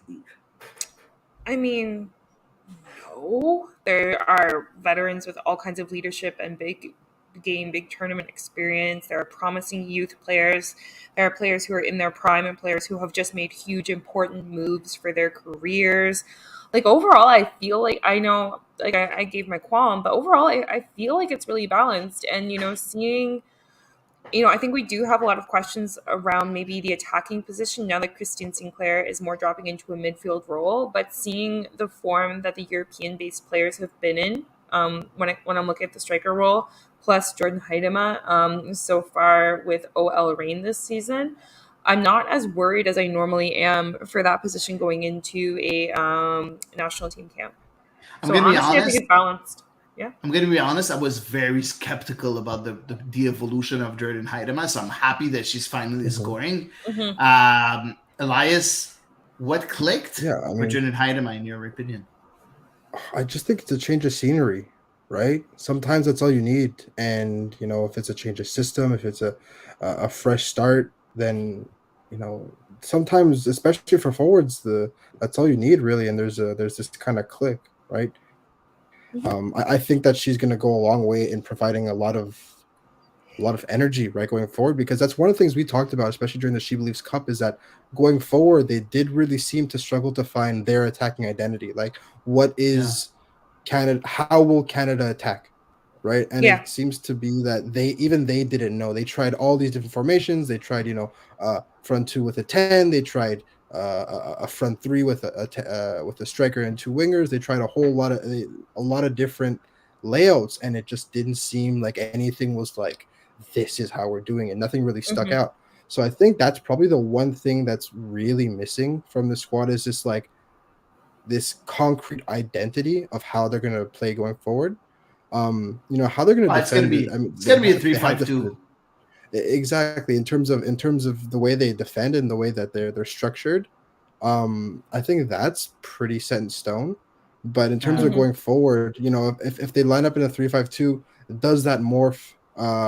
You know, does that kind of adapt in any way? Does that change? I still think that, again, the Sheep Leagues Cup was a while ago, and there has been some time since then. Lots of players have made moves. Lots of players have had changes in form, and that could lead Bev Priestman to preferring one layout over another. But I do think that, you know, that maybe the only thing missing is that identifiable, you know, Canadian style of attack that I just don't see there as one. Interesting. Two last questions regarding that. First of all, let's talk about the bad news. We've seen Reading, the team of in England, going to a semi-professional, becoming a semi-professional team. What will become of Deanne Rose? She's got to move, move, sign, peace out. I think that's terrible of Reading. Oh my God, yes, it's so crappy of Reading to do that. Like, I mean, it boggles my mind, honestly. You get relegated and you automatically go to a semi-pro status. It just blows my mind. You know, this isn't getting relegated to the third or fourth tier. This is getting relegated from the first to second. So I'm disgusted by it, honestly. And Deanne Rose and pretty much everyone else who's part of that squad, pack your bags. There have got to be places that are going to treat the women players better. Yeah. Oh, yeah. I agree. I don't understand that at all. It's baffling. I think it's a good thing. I'm going to be mean, but I think it's a good thing for Deanne Rose, because I think she needs to play in a better team. Oh, individually. Yeah. Because overall, I think she's going to leave even if English, right?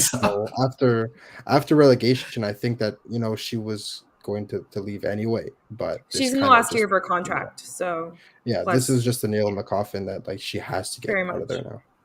Okay, a very, very, very early prediction that I'm going to ask from you, very, very early, and I know that Eve hates the question that I'm going to ask you. Starting 11, if you have to choose right now, what would be your starting 11? Who wants to start? If you want to, I can start, and I don't mind. Okay. Yeah. I will go with the 3-5-2. Kaylin Sheridan in goal, of course, obviously. The three center backs will be Buchanan, Gilles, and Zadorsky. I would like to see Zadorsky in the middle of the two, or Gilles, either one. But I think Zadorsky would be more interesting. As wing backs, I would put Ashley Lawrence on the left and Jade Riviere on the right, or Ashley Lawrence on the right and Alicia Chapman on the left, depending on that. It could change. I don't mind which one she chooses. In the middle of the pitch, we would see, of course, Jessie Fleming with Quinn and Christine Sinclair. And up front, so Christine Sinclair is a number 10, of course. And up front, I would love to see Jordan Heidema, Evelyn Vian. And I think it would be a very interesting duo up front. I think they can play together. They need to want to be to play together, but I think they'll be very complementary. And I agree. Actually, that would be my dream pairing up front. I actually don't disagree with your choice. The only thing I will say is that Christine Sinclair has mostly come off the bench for Portland Thorns this season. So in the event that perhaps Bev Priestman is going to consider her for a similar type of gameplay, yes, that was going to be the words out of my mouth. Or word. With Fleming playing as a number 10, yes, and you see Grosso and Quinn As a playing a double bit, pivot. as a double pivot, or you could have Quinn as the number 6 Oh and yeah. Grosso and Fleming playing as Oh number 8s, yeah, that would almost which be. could be very interesting also. So Yeah. there's a lot of choice. Knowing that, I hope that we'll see a Simia Woodrow get a few minutes Yeah. because she does deserve it. Maybe one of the two in the squad with Schmidt or Scott. I hope that both of them will not be selected, but it's going to be interesting. Elias, I didn't give you a chance to give your 11. So I'm always torn because I defensively and in the midfield I am in agreement. I think that I'm kind of on your side with Grosso over Sinclair purely because of how valuable someone like Sinclair could be off the bench. That's But at the same ageism. time, No, I'm joking. aren't you the wait a minute? You're the one who didn't want all the old people in the roster. Wait a minute. Yeah. I know, and I'm The the only oldest thing- in and the this is pod. I'm tearing the me up. oldest. So if you want me to be you want to kick me out, I'll understand. The only thing that's really eating me up, and this is, and I understand how good Jordan Heidem has been since her move, but Chloe Lacasse for Benfica has been exceptional, and Yeah. she's been, and her form has, again, this change of scenery I think has helped Jordan Heidem a lot with finding her confidence and finding her form, but Chloe Lacasse all season has been exceptional, and I Mhm. think that. Again, and this I think Evelyn Viens has to start. I think her spot is one of the first names on the team sheet. Yeah. But I think that Mm. decision between Heidema and Lacasse is a very difficult one, and I think that given how good Heidema has been lately, I think it's made Beth Priestman's job a lot harder in terms of figuring out that second striker. I do think that if you're looking, because at the end of the day, when you go to a tournament, form is very important, but what you want is reliability. You want that if I Yeah. put someone on the field, I know exactly what I'm getting. And I think that Chloe Lacasse can provide that more than Jordan Heidema, at least in the starting, in a starting capacity. And I think that Jordan Heidema off the bench is an incredible ace up your sleeve to have. And that's the only difference. But the thing is, a lineup like that, a lineup like yours though, Heidi, you can't be mad at a lineup like that. You can't be mad at having Jordan Heidema and Evelyn Viens. We have good players. That is exceptional, We right? have And this good players. again, this is Yep. kind of what we talked about before. This is a good problem to have. I just think Exactly. that having Chloe Lacasse and Evelyn Viens together would be a much more better. It would be a much better duo to start and navigate a game, and then having someone as electric as Jordan Heidema off the bench would be a very, very, very strong see, card to play. I feel that Chloe Lacasse is a lot better coming off the bench, than I love the fact that she likes to dribble. She likes to really go into the defense and create sparkles in the defense and everything. I like that. So I agree with what you said, but I think that Chloe Lacasse could be better coming off the bench. But I think it's very interesting. I think Lacasse and Larisi are the same kind of players. So I don't know which one is going to be chosen. I don't know if you guys agree. Or, Beth Priestman loves to have very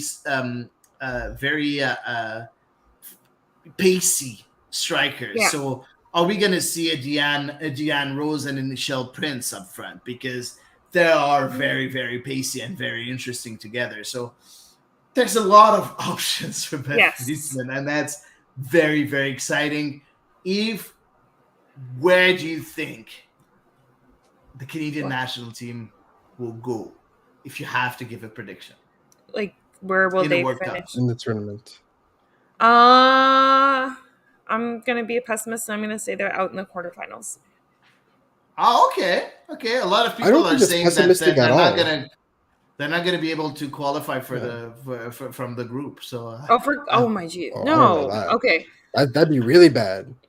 yeah, that would be See, disgusting. I think the quarterfinals isn't that pessimistic. I think it's, I think it's on the conservative end, but I don't think it's pessimistic. I think anything past the quarterfinals is definitely a really good result for this Canadian team. But I think the semifinals may be a bit out of their reach. I think I'm inclined because when you said starting 11, my mind started working towards because I figured you'd ask prediction of where they'd go, and I came I came to quarterfinals as well, but I didn't see it pessimistically. I saw it, as that is a good result, and then it's a single elimination tournament.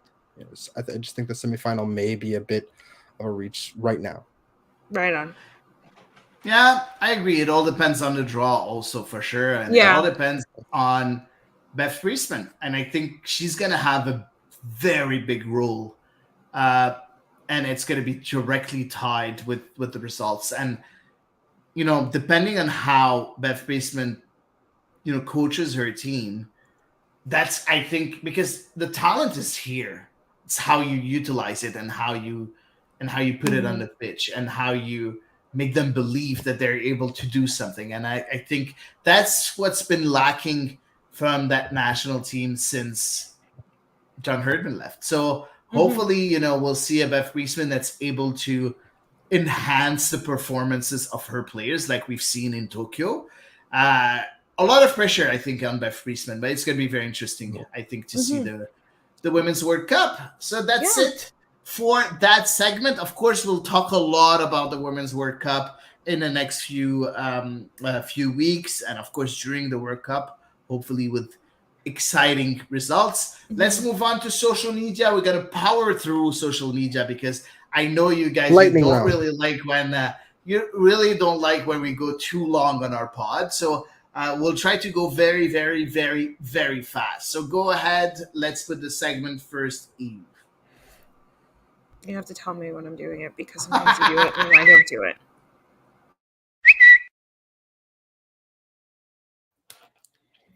And Elias, your turn. Alrighty. Yes, the Twitters was very busy. Start with the first tweet. Yes, this is from Massimo Bergamini. This is his first goal in particular. That was world class. As much as I like Chinonso 4, you know that in the same situation, he would have skied that ball. In that same situation, harsh, he but has not inaccurate. Has skied that ball. Do you think the tide has turned towards Mason Toye as that starter now, or do you still think that Chinonso 4 has enough goodwill built up that he still has that spot? Like I said earlier, too small a sample size. I do think Mason Toye is going to get a little bit of a run. I think he's going to get several games as a starter to see if he can confirm the performance that we saw from him last night.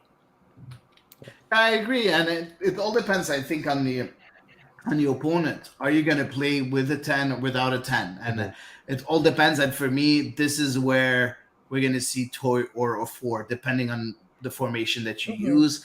Next up is Nashville. I wouldn't be surprised to see 4 back in the lineup. So we'll see. Walker Zimmerman is a big bad man. So someone to go rub shoulders with him. Exactly. And 04 is not an easy task. That is true. On to the next one. Yes, this is from Mathieu Lemay, translated from French. The wave was blue tonight and it drowned the loons. What a premier night for the New Jersey. Yes. CF Montreal is unbeaten this season whilst wearing a blue jersey. Never take it off. Don't wash it. What were your impressions from the... Oh my God. Song as a child? Adolescent when it came out, I'm not sure. I was like maybe 15. We spoke about your impressions of the jersey, but what do you think of just the overall this kind of circus that it's been to just get it, right? Because we are halfway through the season and we were kind of told that there were some small changes that had to do with, Thanks, Kevin Gilmore. Yeah, so Kevin Gilmore's parting gift to CF Montreal was one last quagmire. What do you think about this entire circus? Because I didn't really care that much when I thought it was going to be like, all the first 3 games will be without it, but it's been 17. So what do you think about this whole situation? I think that the fact that, the jersey turned out so good, I don't mind. If they took time to make sure that they have a really pretty final product like it is right now, take the time you need. I would have been very unhappy if the product was ugly. Yes. So, you know what? I'm happy. Fair enough. Yeah. All I'd love to right. see what they had to fix, because if it was absolutely nothing at all, I it took think them 3 months It to was do it. I'll be very pleased. it was something regarding the First Nations, from what I understand. Yes. So, Why did it take 5 months? Part of it was on Adidas's end, but at the same time, exactly. You know how it it is is. Yeah. behind us now. It is a thing of the It's past. behind Thank us, God. like, Exactly. We don't have to Yep. talk about the waiting for Greener jerseys anymore. pastures. Exactly. Exactly. Next up. All right, next week. Yes, this is from Todi Prigioniero.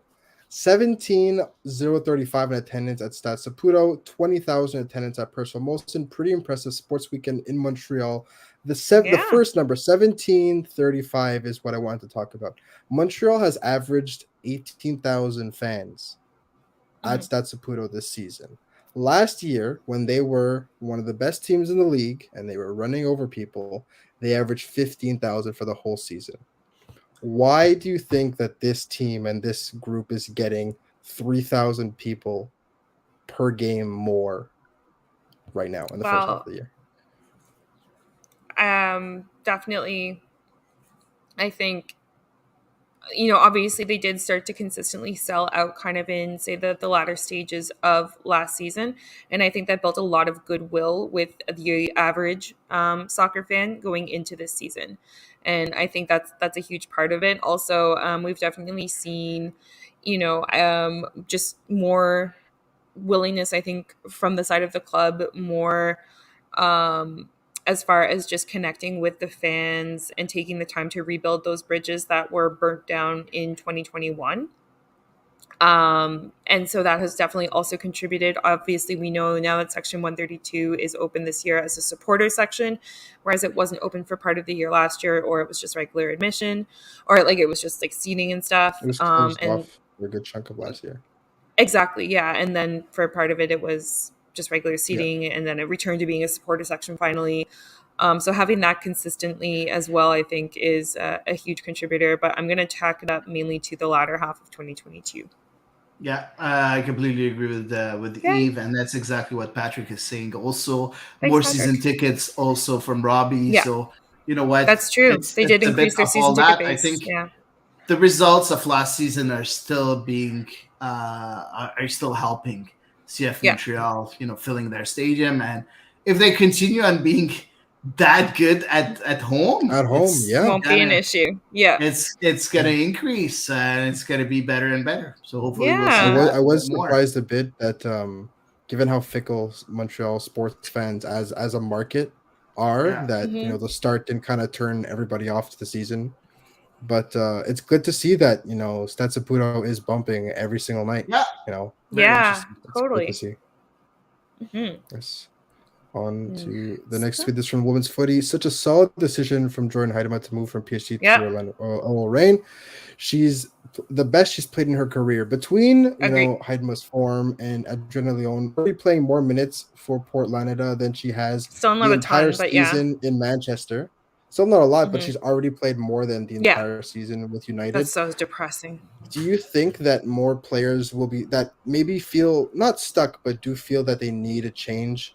Will be Of course. looking in Absolutely. the USL? I still don't understand why they rushed to Europe, knowing that the Canadian player there, in my opinion, and we don't need to start a whole subject behind it, but the Canadian player in Europe is not well regarded, is not respected in a certain way. So, Adriana Leon having problems, Janine Becky having problems with Manchester City.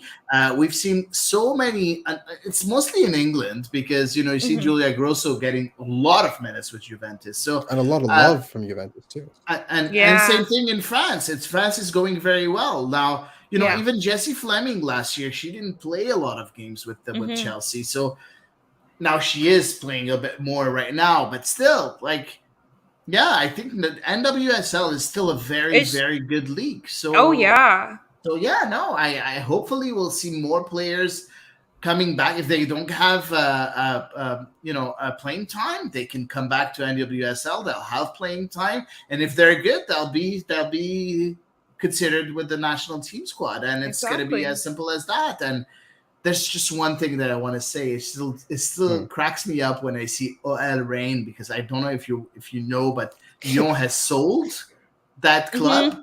Yeah. So OL doesn't seem That's right why? anymore. No, I So- know, it's weird, right? Yeah, but because it used to OL is Olympique Lyonnais, because the Oh, Reign was I never put two Yeah. and two together. I only yeah, read OL the Reign. Reign I was never an really- investment. It was an investment from Olympique Lyonnais, but they sold it. So why is it still called OL Reign? Just call Are it you- Reign. When did they sell it? Must have been very Not recently. really sure. Yeah, beginning of the season, I think.